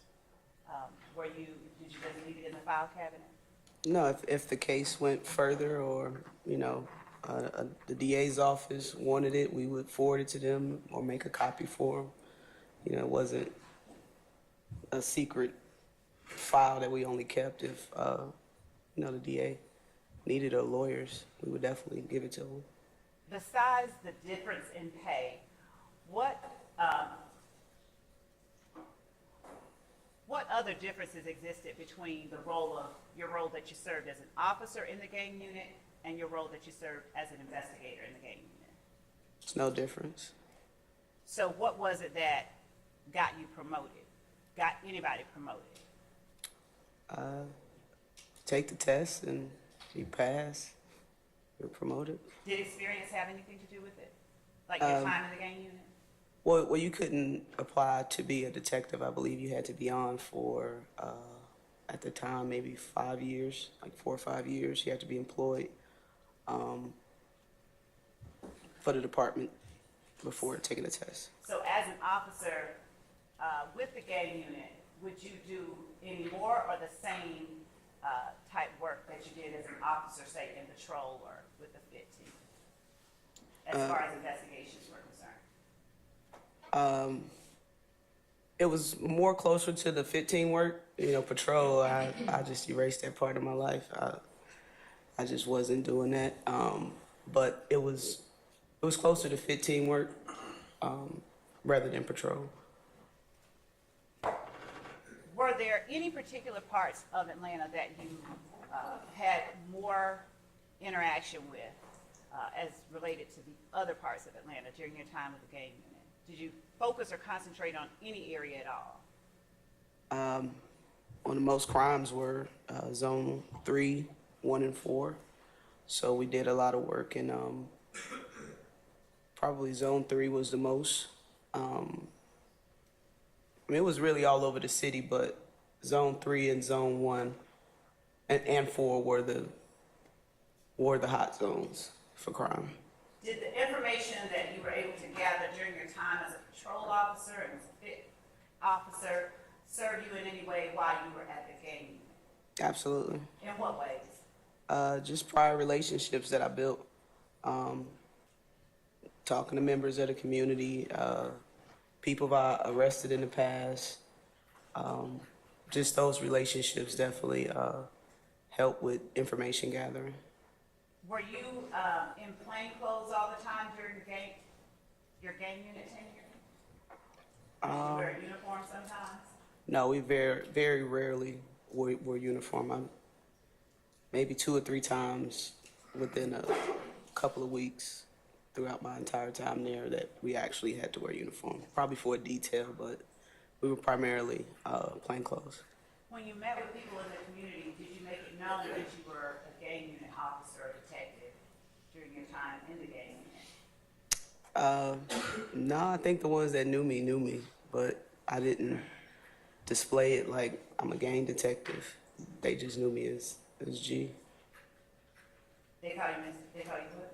G. G? Repeating How- answers, Hold on. asking answers. I'm overrule the objection, sir. How much contact, how many self-identified gang members did you have contact with during your time in the gang unit? Just outside of arrests, just normal? There would be confrontation clause and his action. I'm not asking her what anybody said. Yeah, I'll overrule the objection, sir. And Your Honor, as far as a foundation for what we're doing, Yes. We're not doing anything. Mr. Steele, please don't speak. Okay, don't speak your objection. Give me a basis, and then I'll rule on it, okay? Ask for hearsay, say specifically what did the person tell you. I'm s- Okay, it's part of foundation. I'm going to overrule your objection, sir. So how much contact did you have with people who identified as a gang member?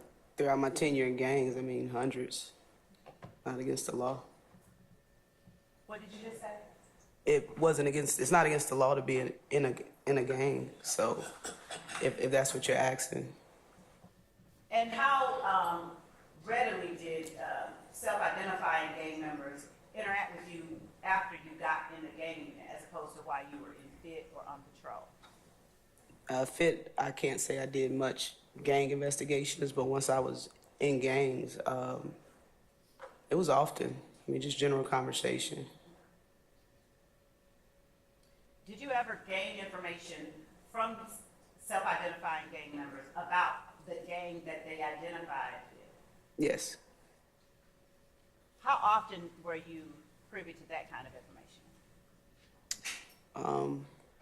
I think once I became more seasoned as a detective and even an officer, when we would conduct interviews, whether it was gang members as victims or witnesses, I kind of made it a point to ask them questions regarding the gang because that was not my focus, being in the gang unit. So it wasn't just about whatever incident or crime we were investigating at the time. If I knew them to be a gang member or an associate, I would definitely ask questions regarding the gang. Is the information you gained during those interactions information that the general public had access to? No.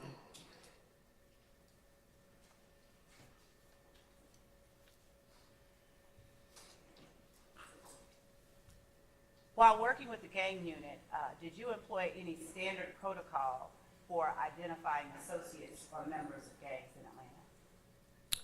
Atlanta? Yeah, we would kind of follow what the state of Georgia recognized as what a criminal street gang was.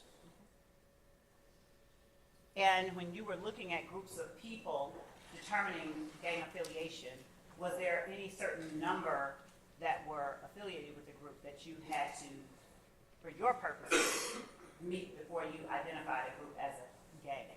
The law, Your Honor. I'm speaking about the methods that she used. Oh, the objection, sir. Was You said a there- particular number? Yes, before you identified a group as a gang. In other words, for APD purposes, did a gang have to consist of a certain number of people, or a Yes. group rather? Yes. What was that number? 3 or more persons. And did those 3 or more people have to have any particular characteristics per APD standards to be identified as a gang? Yes. And what were some of those characteristics that they had to have? APD standards are relevant. That's my objection. Relevant Your Honor. APD standards. We can ask, Your Honor, about what laws they followed, but we are trying to establish the basis All right. for this. I'm over the objection, sir. You may answer the question, madam. What Yes, sir. what characteristics or what things did you look for in order to determine if a group that consisted of 3 or more people were a gang for APD purposes? For APD purposes, we have a 6-point criteria that we used. I can try to remember it word for word, but it's been a little bit of time. If a person self-admits that they're a gang member, we would consider that as a factor. If we receive information from an unattested informant that the person is associated or a member of a gang, we use that. If a person identifies themselves by the style of clothing, monikers, hand signals, we use that. If a person frequents a particular neighborhood or area and associate with other identified gang members, we consider them a gang associate. Or if a person is arrested with other gang members and identifies themselves with the same monikers as that person, we take that into consideration. That might be slightly off, but I think that's the general Okay. definition. And when you were talking about identifies with certain clothing, hand signals, are those characteristics that you all are looking for in groups or something different? No, I mean, we definitely look for them when trying to identify gang members or associates. It's associated, in fact. And did you consistently apply that protocol to make your decisions regarding classifying people as a gang member or a gang associate? Yes. How many cases involving gang activity would you say that you have been involved in since your time or during your time as a law enforcement officer? We're just talking about gang cases. We worked as a unit, but we did have our individual cases, so just involved with, I'm sure, well over 1,000. And did the general public have access to the information that you amassed in those over 1,000 cases? No.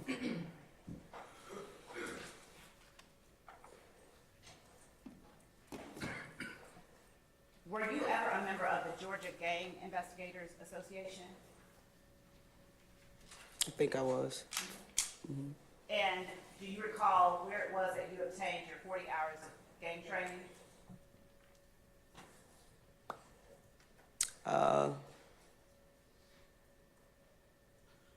Maybe Savannah, Georgia. I know they had an annual conference down there. Was that with? GGI, Okay, the Georgia Gang Investigators Association? yes, them, and I believe APD may have put on a training, I believe Gwinnett County. I believe I've been to Las Vegas for a trainer, Las Vegas? I believe for a gang trainer. And would that have been a day or a week or something in between? For Las Vegas? Yes. No, I believe it was a couple of days. And what kind of information did you learn at that training? That training was more about the national traditional gangs, street gangs in California, Los Angeles, New York. It really didn't pertain to much in Georgia. Now, when you're talking about Georgia, would you explain for the jury what differences you saw between gangs in Atlanta and gangs that you experienced growing up? Overruled, sir. You mind repeating that or repeating that? Not at all. What was the difference between the gangs you saw in Georgia and the gangs you saw in Eagle? Initially, I didn't know it was gangs in Georgia. So once the more traditional national gangs came to Georgia, I mean, it really wasn't a difference. You saw some of the same characteristics, but when I first got here, it was more just neighborhood cliques. It wasn't, you know, the gangs that you know and see on TV. That was not here. Well, I didn't see them here in Georgia. Did you always use the Georgia law definition of a criminal street gang and criminal street gang activity when you made your cases while you worked in the gang? Yes. Bolster, Your Honor. Overruled the objection, sir.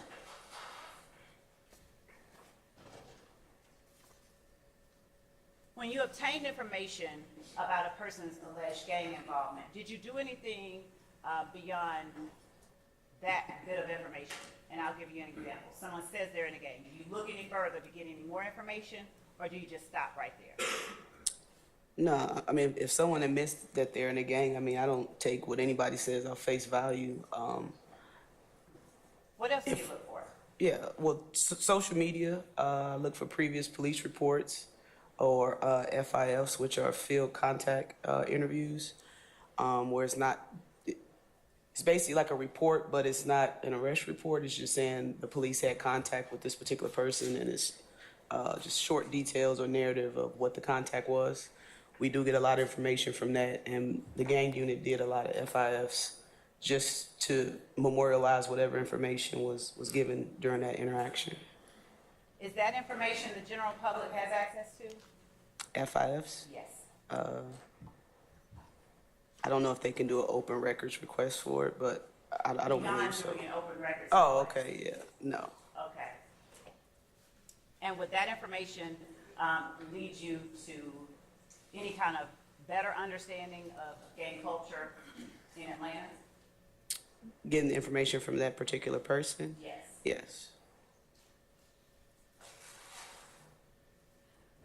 What about if someone just told you that another person was involved in a gang? Did you stop right there, or did you do anything else to Right. corroborate what they were saying? Yeah, no, I mean, it's just unattested information at that time. I mean, we do document it, but if someone tells me somebody else is in a gang, I definitely want to verify it on my own. Try to get possibly social media, pull up, like I said, previous arrests and interactions with police, just to try to confirm the information that they're saying. And do you even have a number for the number of people you've interacted with who've given you information you consider reliable about reliable gang intelligence? From gang members or just Non-gang, anyone? Just anybody. I can't put a number on this. It's a lot.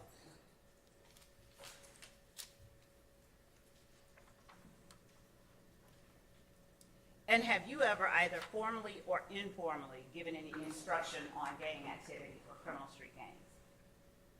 Either. I'll sustain this form. You can rephrase.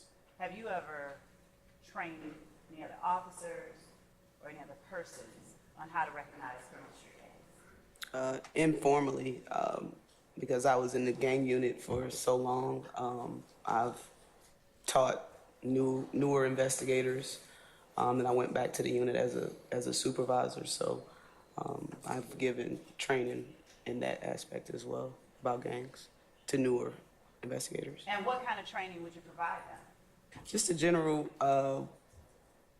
identifiers to look for. Had them really read up on the law. I mean, I can't tell you how to do your job, but I'll lead you to the water. And you know, it's gang investigation is really up to the individual if they're that invested to want to learn it and understand it. So I would definitely provide the information, but it's up to them if they want to learn it. And did you seek to increase your knowledge and awareness of gangs and gang activity during your time at the gang unit?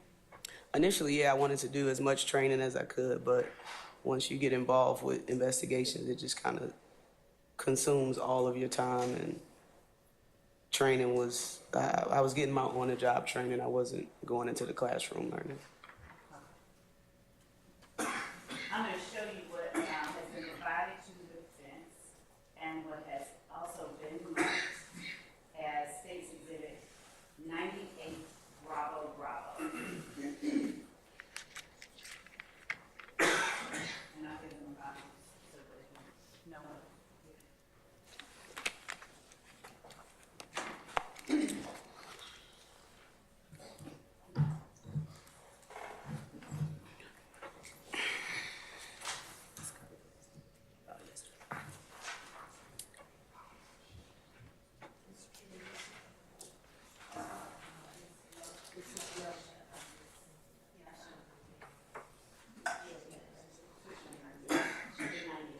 Okay. Oh, okay. So, change that. I'll show you what I'll mark as 99 Bravo Bravo. Okay.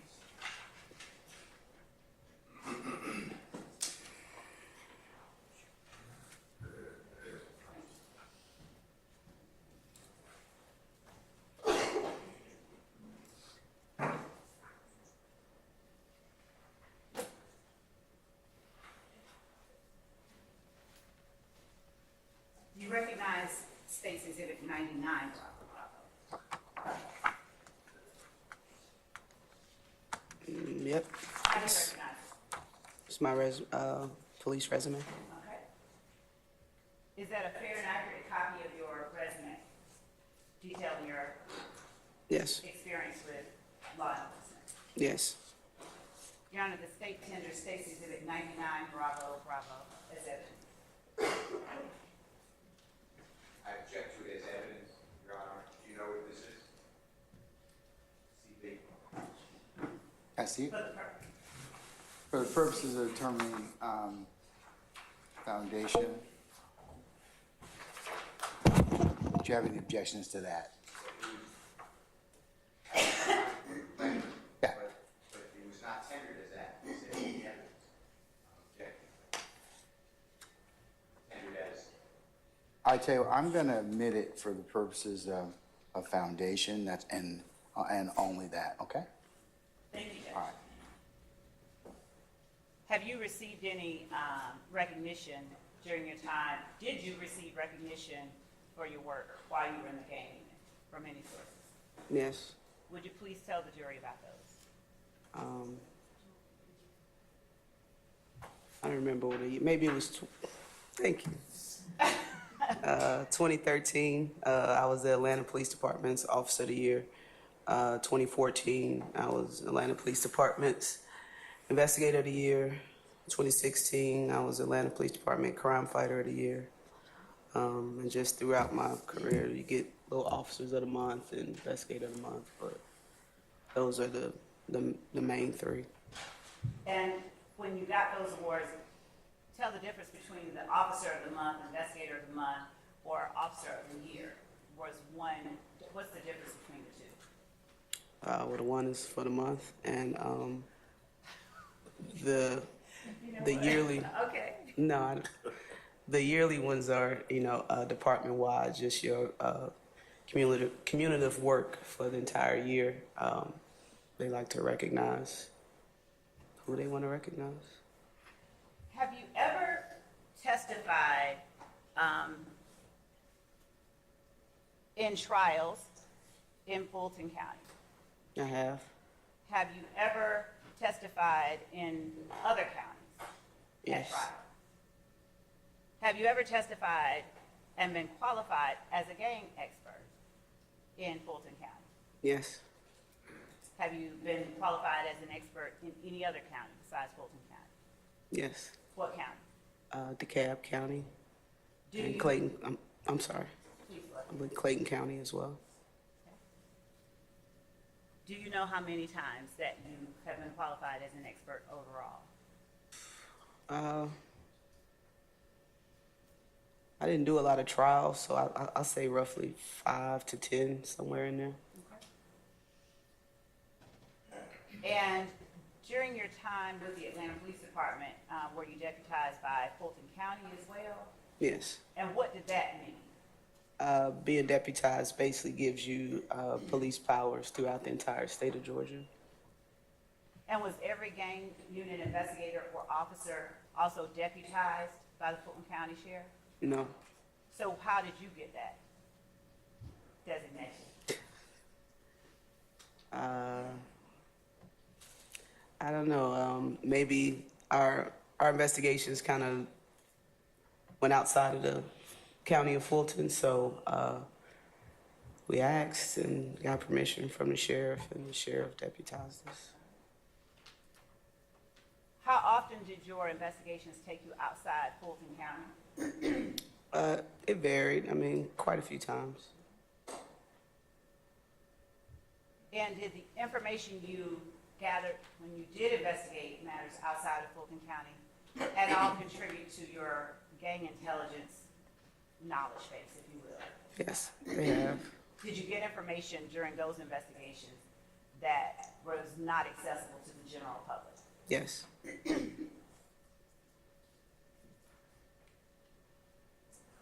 Just one moment.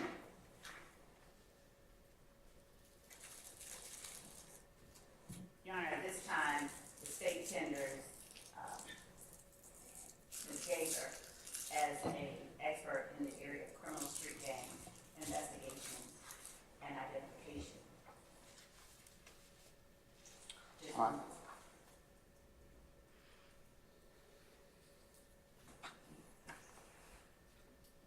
And criminal street gang.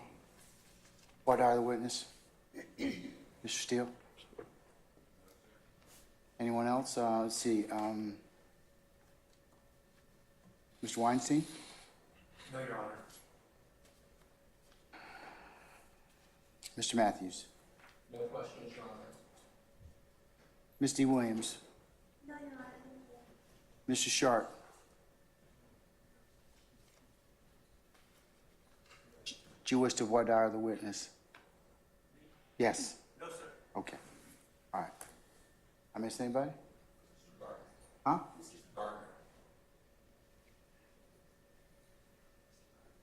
Mr. Gardner, apologize, sir. Do you wish to voir dire the witness, sir?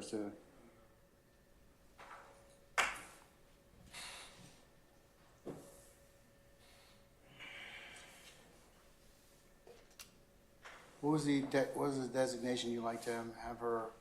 Hold on one second.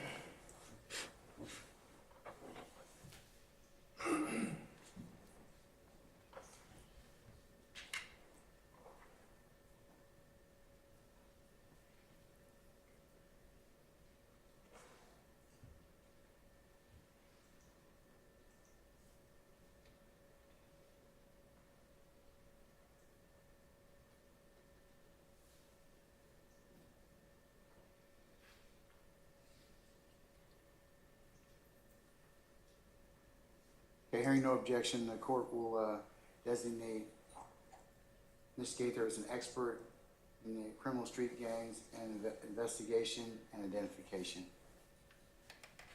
Criminal street gang investigations and identifications as well. Said that. Thank you. Thank you. Ms. Gaither, would you tell the jury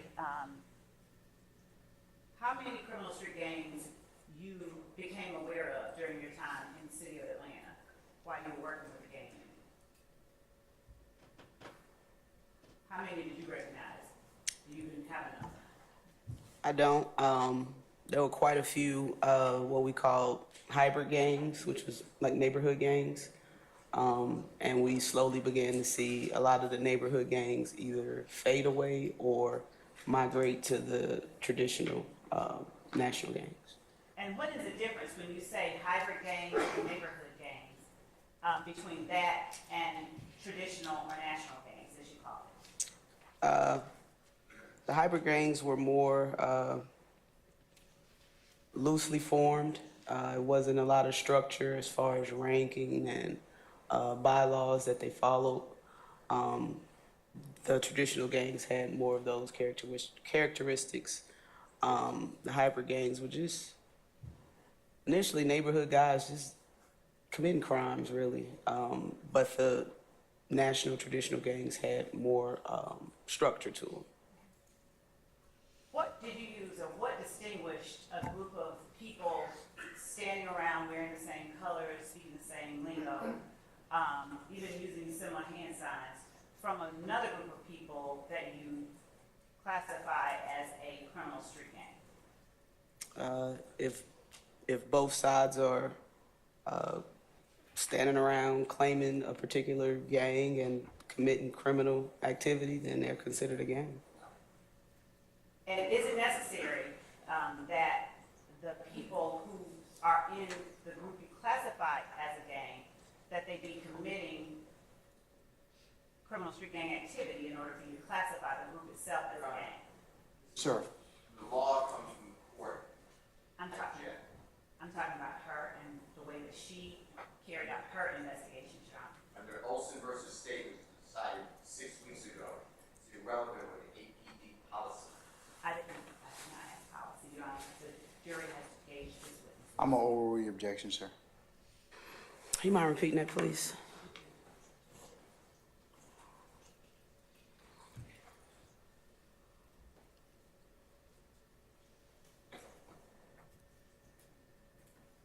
And is it necessary that the people who are in the group you classify as a gang, that they be committing criminal street gang activity in order for you to classify the group itself as a gang? No, I mean, it's not against the law to be in a gang. It's just when you're in a gang and you're committing crimes in furtherance of that gang that it becomes illegal. So, no, I guess no is the answer. Okay.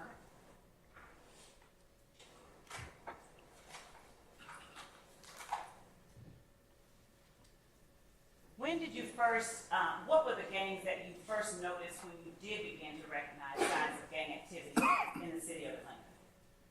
You want the hybrid gangs or the Yes, the hybrid? first ones that you noticed in Atlanta. Some of the more well-known ones was CRG, which is Campbellton Road Gangsters. They were operating in Zone 4. We did see ROC, which was from Cleveland Avenue. 30 Deep, which operated in Mechanicsville.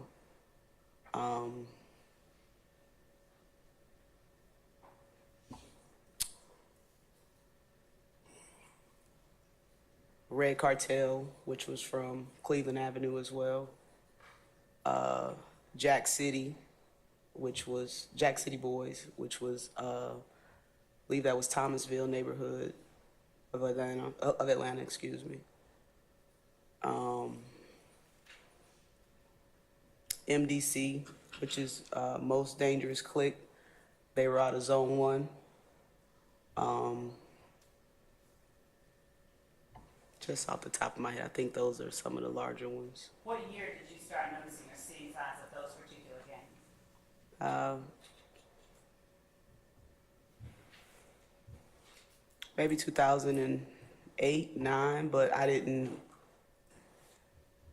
thought they were just neighborhood cliques. I didn't recognize them as, oh, you guys are a gang. So maybe 2008, 2009, once I got to the gang unit, and that was the shift of focus.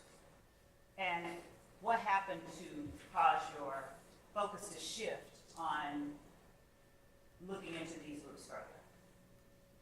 Besides your getting promoted or Transferred. I guess just the understanding of the law and what the law considered a gang to be. It just kind of transformed into the work that I did and how I looked into, my investigations. What type of crimes did you see being committed by these groups? All type of crimes, narcotic sales. Like I said, the big thing then was the smash and grab robberies and burglaries. We had murders that we assisted with, the homicide unit with, aggravated assault, shootings. It was everything from A to Z. Fights in schools, vandalisms, spray painting buildings and stuff. And property crimes, did you ever see property crimes being committed by gang members? Yes, that's what a smash. I'm sorry. Asked and answered. I never mentioned property. I don't think she has. I'm going to overrule the objection, sir. Yes, property crime would be like a smash and grab, burglary. We also saw a lot of auto thefts, which would be considered a property crime. Vandalisms of buildings or apartment complexes with spray paint, putting up gang graffiti, that would be considered a property crime. Prior to your getting transferred to the gang unit, if there's, say, a drive-by shooting at a house and no one's hit or hurt, generally speaking, what happens to that type of case? Is it investigated further, generally speaking, before you got into the gang unit? Relevance and also vague, which one are we talking about? I'll sustain this to vague. Thank you. I'll You can read the rephrase. phrase. Thank you. Was there anything that you noticed about property crimes that did not involve a person being hit that caused the Atlanta Police Department to treat those crimes differently after the gang unit began investigating gangs? Yes. Well, after a while, we noticed, I want to say it was maybe 2015, 2014, that damage to property crimes were not being investigated.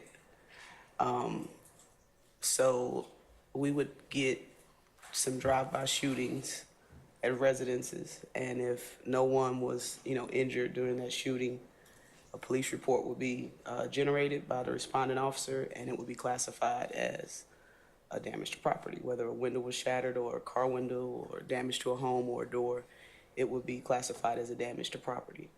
Well, those reports are generated, they go to central records, and that was it. It was no further investigation. So once we discovered that was occurring, we basically went back some months and found quite a few damage to property reports that were, what we later found out were related and just hadn't been investigated. Could you do me a favor? Could you speak directly in the I'm microphone? sorry. And use your outside voice so we can. This one? Yeah, that one. That's Okay. right. So we can hear you a little better. Thank you. Yeah. Yeah, so we essentially went back to investigate a lot of these damage to property reports, which we found were related to a ongoing bigger investigation, which changed how Atlanta police categorized damage to property reports.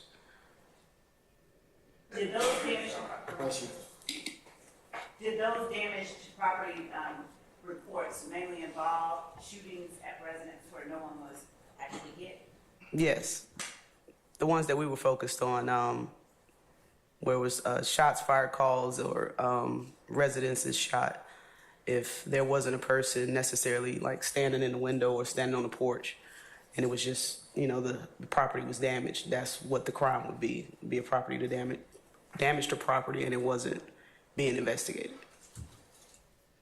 At any point during your time with the Atlanta Police Department, did you become familiar with a group calling itself Young Limelight or YSL? Yes. Do you recall when it was that you became aware of the existence of such a group? Roughly 2013. And what put that group on your radar? Well, the group was essentially already on the radar from its affiliation with Raised on Cleveland Rock Crew.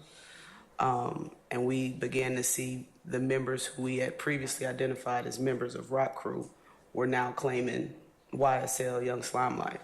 So, I mean, they had already been on the radar. It's just we hadn't heard of the name Young Slime Life before. And were the members that you became aware of only from Rock Crew, or were there any other groups that you saw these members had prior affiliations with? Yeah, we saw early on members from Red Cartel were now claiming to be Young Slime Life. We saw, I believe it was Block 125 or 125 Block, something like that. They were associating themselves with Young Slime Life. And later on, years later, we began to see members of 30 Deep were now claiming to be Young Slime Life. So, and then the traditional gang of Sex, Money, Murder began associating, or the association connected with Young Slime Life. When you first became aware of the existence of a group called Young Slime Life, or YSL, did you find any criminal activity being committed by members of that, or did you just hear generally of the group itself? Yeah, Rock Crew early on and Young Slime Life, we investigated numerous crimes from robberies to auto thefts. Rock Crew were responsible for quite a few ATM thefts in the city, smash and grab ATM thefts. So those were the crimes early on that were associated with them. And based on the training, experience, intelligence, and knowledge that you gained during your time at the Atlanta Police Department's gang unit, do you classify Young Slime Life, or YSL, as a criminal street gang? Yes. Did you identify persons who were either members of or associated with Young Slime Life during your time with the Atlanta Police Department? Yes. How did you identify those persons as being affiliated with or members of YSL? Refer back to the 6 points that I was taught by APD on what we look for. Also, the main one was self admission or self-representation. And were there particular victims that were being targeted in those robberies you mentioned, or no particular? In other words, who were they robbing? I don't think it was a particular group of persons. Whoever had something that they wanted, I mean, wasn't any boundaries on who. Was it uncommon to see robberies of drug dealers by gang members? No, it wasn't uncommon. How often would you see that? Happened all the time, but we didn't get a lot of reports from the drug dealer to say they stole my drugs and money. So, but sometimes we did. And when you got those, did you investigate the robbery itself? Absolutely. And did you, even though the victim is a drug dealer, did you try and prosecute the person who robbed the victim? Absolutely. Okay. Did you identify specific people that, based on your training, experience, knowledge, and background, were members of YSL? Did I investigate? Did you identify? Identify, I'm during your sorry. time? You may, sir. Step up.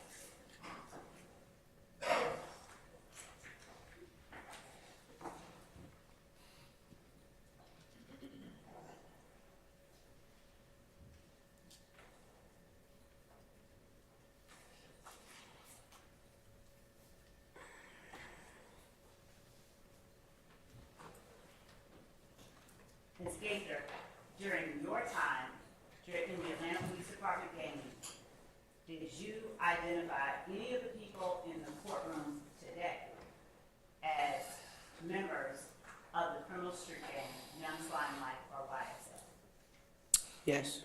Would you tell the jury which ones? Initially, Mr. Jackson, Jackson of Stillwell was claiming 30 deep, but he migrated to Young Slime Life.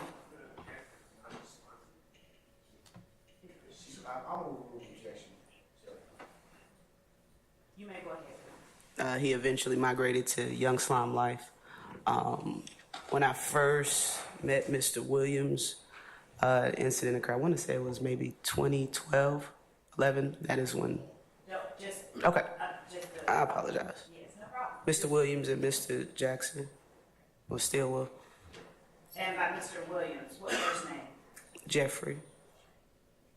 And is that the extent of the persons during your time at the Atlanta Police Department gang unit that you were able to identify as it relates to people in this courtroom as members of the criminal street gang YSL? Objection has been answered. No. Go ahead. And later on, Mr. Kendricks from Investigations. And is that Diamante King? Yes. Did you personally have an opportunity to have personal interactions with either or all of these individuals during your time with the gang unit at the Atlanta Police Department? Two of the three, Mr. Kendricks and Mr. Jackson. And by Jackson, are we talking Shannon Stillwell? Yes. Shannon Stillwell. And would you just identify for the record where each of those persons is situated in the courtroom by an article of clothing or? Yes. Mr. Kendricks. So no. Your Honor, I'll stipulate Mr. Stillwell is seated right next to you. I saw that was short. And I will stipulate that Mr. Kendrick is sitting next to me. Not getting up or anything like that? Don't worry about it, don't worry about it. All right, yes, thank you, Mr. Johnson. So, Your Honor, All right, so no. so the record will reflect that these are the individuals that the witnesses have identified. It shall. Thank you. Your Honor, this is the point at which, just one second.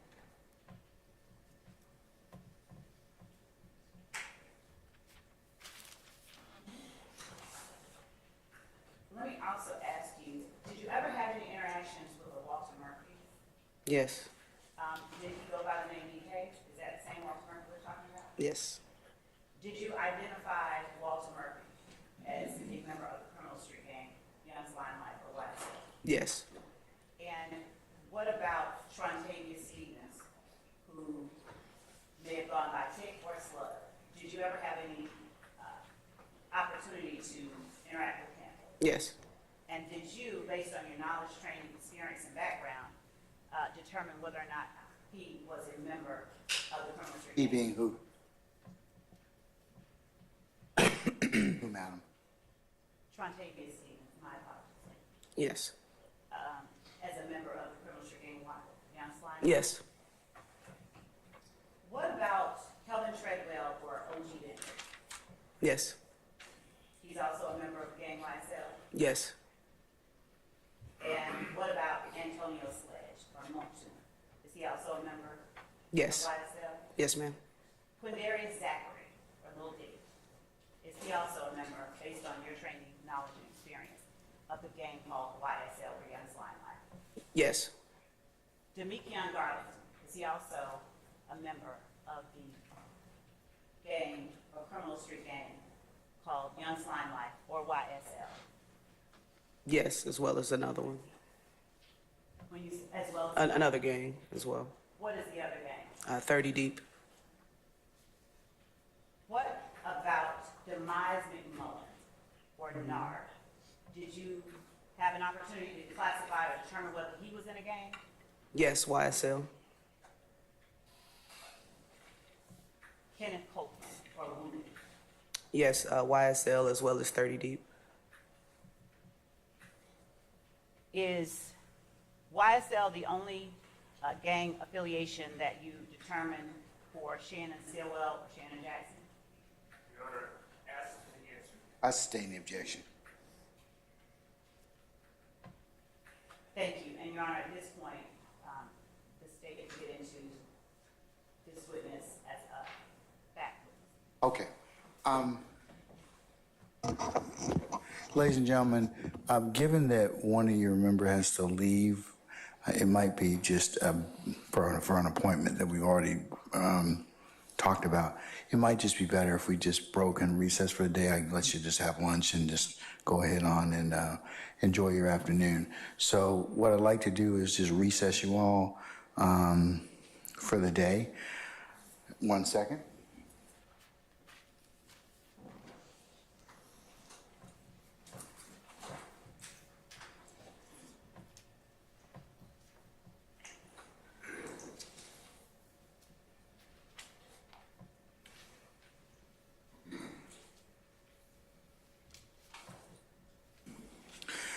All right. Detective Gaither, can you come back tomorrow? We're gonna start at 12:30. So if you could be here for 12:30, we'll start at 1 o'clock. Would that be sufficient, madam? Yes. Okay. All right. And please don't discuss your testimony with anybody except the attorneys in this case. And enjoy your afternoon. We'll see you tomorrow. Okay? Yes, sir. All right. I'm good. Thank you.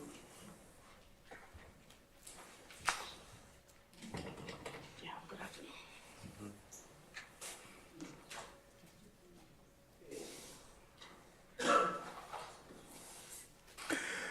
Ladies and gentlemen, any ministerial inquiry of me? Okay, let's go through your admonitions. Since you will be breaking for the rest of the day, leave your notepads in the basket in the back. Don't discuss the cases as it's been presented thus far in onesies and twosies back there. As you're waiting on us, remember that it would be a violation for you to recap or otherwise handicap the testimony, that you can only consider it when the appropriate time is given by the court and the court tells you how to begin that particular process. So that's that part of the admonition. Of course, ladies and gentlemen, do not go to any third-party sites. Do not go into any blogs or any other places to augment your understanding. The only thing you can consider, as you know, is in the four walls of this courtroom. So please do not seek any outside knowledge. Remember, if anybody should try and approach you about this particular case, either through social media or through third-party sources or just people that are interested, remember, you would need to let myself and Sergeant Ingram know immediately if somebody were to try and talk with you about this case or talk about this case inside your presence and hearing. Don't go by and visit any of the scenes that may be depicted in this particular matter. And also, ladies and gentlemen, thank you for your patience, that you've continued to give us thus far and will continue to give us as you consider this particular matter. So, ladies and gentlemen, unless you have any other ministerial inquiry of me, I'll go ahead and recess you all until tomorrow for 12:30. We'll start around 1 o'clock, and we will see where the afternoon leads us at that point in time, okay? All right. All rise.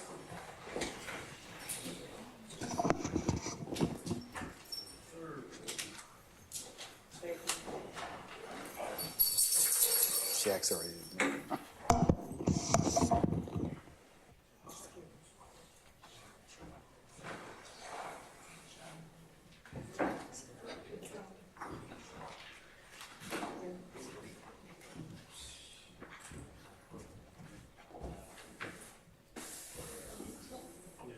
No, it needs to stay on the record. All right, ladies and gentlemen, please be seated. Our jury has left us. All right, counsel, so tomorrow, 12:30, we'll pick up where we left off. And we'll just continue and see how far we get. And we can then talk about next week, the week of the 22nd, okay? All right, anything I need to take up now? Your Honor, it's at 12 o'clock, report time to start at 12:30. For tomorrow? Okay. Remember, Miss Love, I got other things I got to do. I got Veterans Court tomorrow, okay? I told you that. So, but I will be down here and available. I'll come down for 12:30 in case we need to take up anything. So I would ask that you all would be here for 12:30. So if you do need to take up anything, we'll have that 30 minutes to do so, okay? All right, is there anything else I need to take up at this point in time with you all? Sir, Mr. Steele. There will be, and I assume it's just, sorry, I assume it's the targeted objections, but Walter Murphy's original interview is not redacted. The state gave us a transcript that is not usable.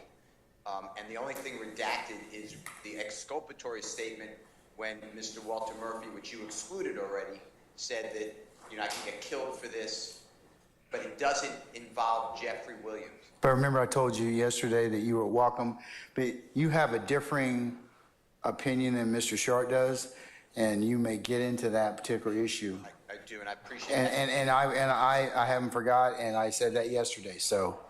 And I appreciate that. And Your This is a different issue. The state only redacted Walter Murphy saying, yeah, I was scared, I could be scared, I could be killed. That has nothing to do with Jeffery Williams. The only thing that they redacted is this has nothing to do with Jeffery Williams.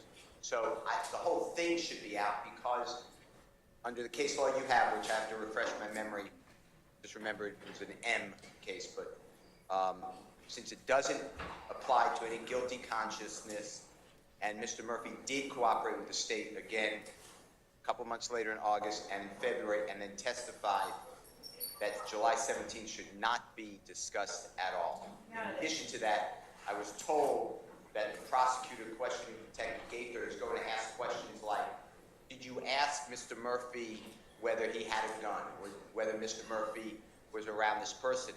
Those are hearsay. It doesn't matter what the detective asked. It's the answer of Mr. Murphy that would be inconsistent if it is inconsistent. So I just don't want to waste the time. That's what I was trying to do this morning. It's just a lot of time consumption.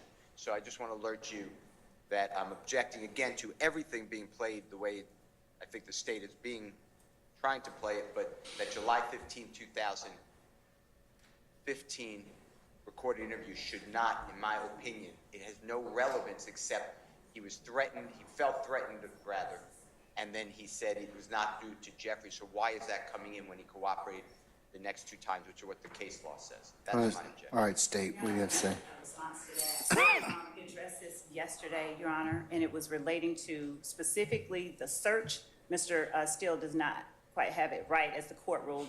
It was the search of Jeffery Williams' home that the court excluded. That was the only thing that the court told us that we should not and could not get into. The court has never, ever ruled, as Mr. Steele may have mistakenly thought, and said that the court or the state could not get into the points with which Ms. Hilton confronted Mr. Murphy as it related to the fears he expressed regarding telling police officers what happened. As a matter of fact, on the stand, Mr. Murphy testified that he didn't remember what he said in the July 15th interview in 2015, but he knows the only thing he was afraid of was going to jail because he had been false flagging as a blood. He made that assertion numerous times on the record, and that has never been the subject of a point of contention that the court has addressed that we would not be allowed to get into, because the court, as a matter of fact, looked at it, analyzing it under a party's bias, a witness's bias, or motive, or leaning towards a particular party. And I think that statute is 246622, I believe we brought it to the court. Yes. I'll look it up and make certain. But we definitely confronted Mr. Murphy with those statements. He says, I could get killed just by being here. I could get killed for looking at this video. You all pulled up. He flatly denied that. He said, when you all pulled up and that officer pulled up his mask, that alone could get me killed. Throughout his interview in July of 2015, he talked about the fact that he could get killed because he was cooperating with the police. We never said that he was talking or pointed to Jeffery Williams, so that assertion is actually kind of confusing an issue that is not a real issue. We're not trying to say that Jeffery Williams threatened Walter Murphy. We're saying that Walter Murphy had a reason for acting the way that he did, and that the jury is entitled to see his asserted reasons that he then denied on the stand in the context of the reasons being stated. All right. And it's not 24/6/22.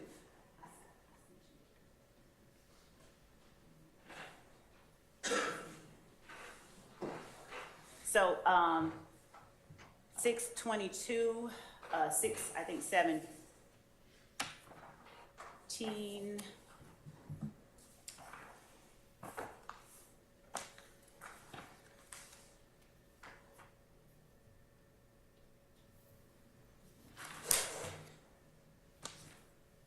(622) and one other statute.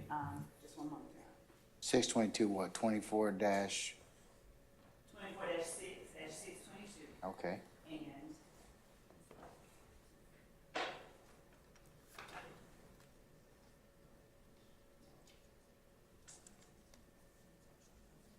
And we argued this very point 2 weeks ago when we talked about other redactions, and the court ruled that we were allowed to get into this because it was a matter that he. Yeah, you just can't talk about just general fear. It has to be related to one of those And he different. talks about it in Okay. the. All right. I did rule upon that already. All right, anything else, sir? I filed a motion in limine, we had the conversations, we had all the cases. According to read them beforehand, I gave you all the 8 cases, I believe. And then the state asked one question. If it was Miss Hilton, the Honorable Miss Hilton, said that he didn't remember saying that. Asked another question about fear. I asked approach. You said move on. Sustain the objection. I don't know how it's now going to be played, and I'm objecting to it. The court has ruled, and it is character evidence, and they took out it. The matter is bad enough putting it in, but the state has redacted. I'm objecting. The only part, after he said, I could get killed for this, he said, but this has nothing to do with Jeffrey. I don't know how. Somehow that's the only part that is redacted. In addition, the state did not redact and take out all of the information about the search. And I've said it now 4 times. And I will. I'm putting everyone on notice. And I'm not saying you're going to grant it, because I heard what you said earlier. You're not going to grant a mistrial. But this is out of control. This is an out of control part by the state. They constantly are ignoring the court's rulings. So I'm objecting. I put it on the record now, and then whatever happens tomorrow happens. I understand you could deny it. And then Well, I hope it won't come up. It won't come up because you do need to trim out that, and I trim out those particular things about the search of Mr. Williams' home. Well then, you know, here's the thing. Why don't you all get together and make sure that it's done, and you see it. So, Mr. Steele and I have had a number of conversations about taking out the part of the search. Okay, let's break it down. So the search of the house. Has the issue involving Mr. Williams' home been taken out? Yes. Yes or no? Yes, but the version that we're going to use is very similar to what we saw yesterday. So what the state intends to do, which is the transcript we sent over this morning, is the highlighted area, which is from 2:49 p.m. and 51 seconds to 2:49 p.m. and 51 seconds to 2:50 p.m. and 11 seconds is the area in which Miss Gaither talks to Walter about the search. That is out. We've highlighted that area. We've redacted it. We will redact it by muting that portion of the interview. The only other part that Mr. Steele is talking about is what we discussed yesterday, which is the mentioning that Duke, which is a co-conspirator, was at the house at the time of the search.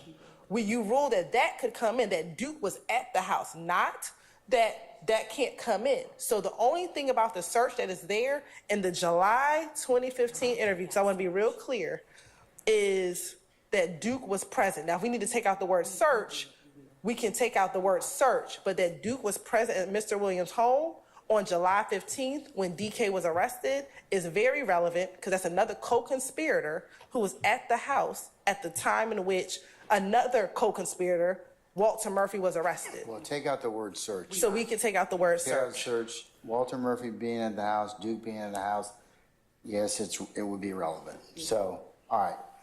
What else is, now, are you gonna include back in what Mr. Steele said about the exculpatory portion of him, Walter Murphy saying, but this has nothing to do with Jeffrey? That's not exclude. I don't know what Mr. Steele is referencing, so I would need to know a Is it in the timestamp. tape?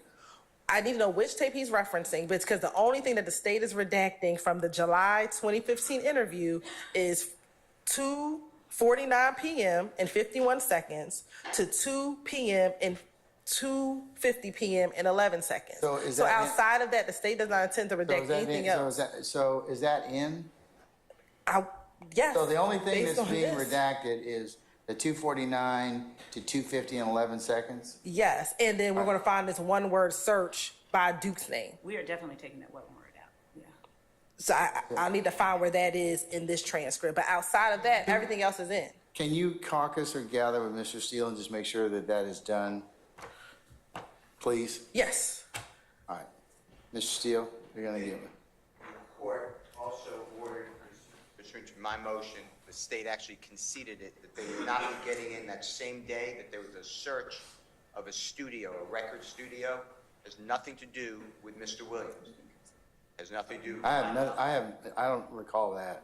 Well- Was that part of your, Motion, yes, and you ruling, and I would have to ask Madam Court. well, no, here's the thing. I don't think your motion limiting Williams number 50 has that particularity in it. It was before this. We did it weeks ago. I raised this issue weeks ago. And You're I right. asked about Can you the tell me search. what, can you tell me what motion was in, sir? I mean, I'm not saying you didn't. I know, I'm not challenging. No. I'm just saying, can you tell me what? Can I sit down for a second? Yes, absolutely.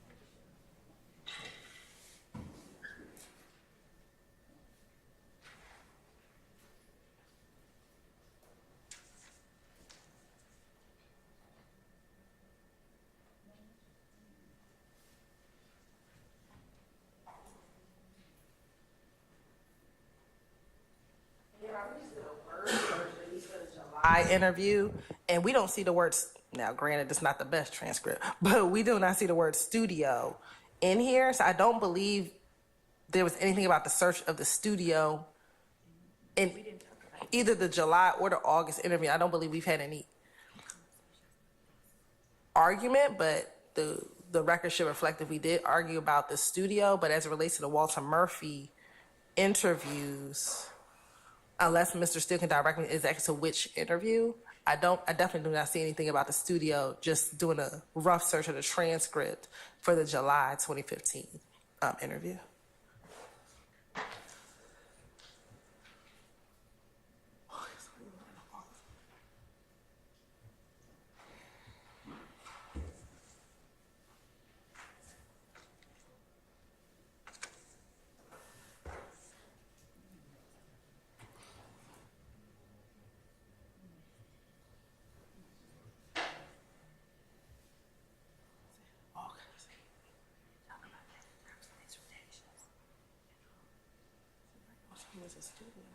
So, Ms. Hilton, if what you're saying is correct, there's nothing in the July 15th interview in respect to the search of the studio? When I just did a quick search of the word studio in that transcript, that word does not come up in that transcript. I'm now looking at the August transcript, and studio comes up. in relation to the Little Wayne bus shooting, but Mr. Atkins is sending me a note. It's not about the search, it's just Right. referencing it, going back to the studio. It's not talking about any search. Is that the August interview though? So right now, yes. So the only studio that we have right now is the August interview in which Mr. Murphy discusses with Gaither and Dennis that after the Little Wayne bus shooting, they go to Blue Ivory and then they go to the studio afterwards. So there's nothing about the search of the studio. Not in these interviews. There might be a different interview that Mr. Steele is referencing, but not this particular interview. Again, I could be corrected, but and Mr. Steele can direct me to where what he is referencing.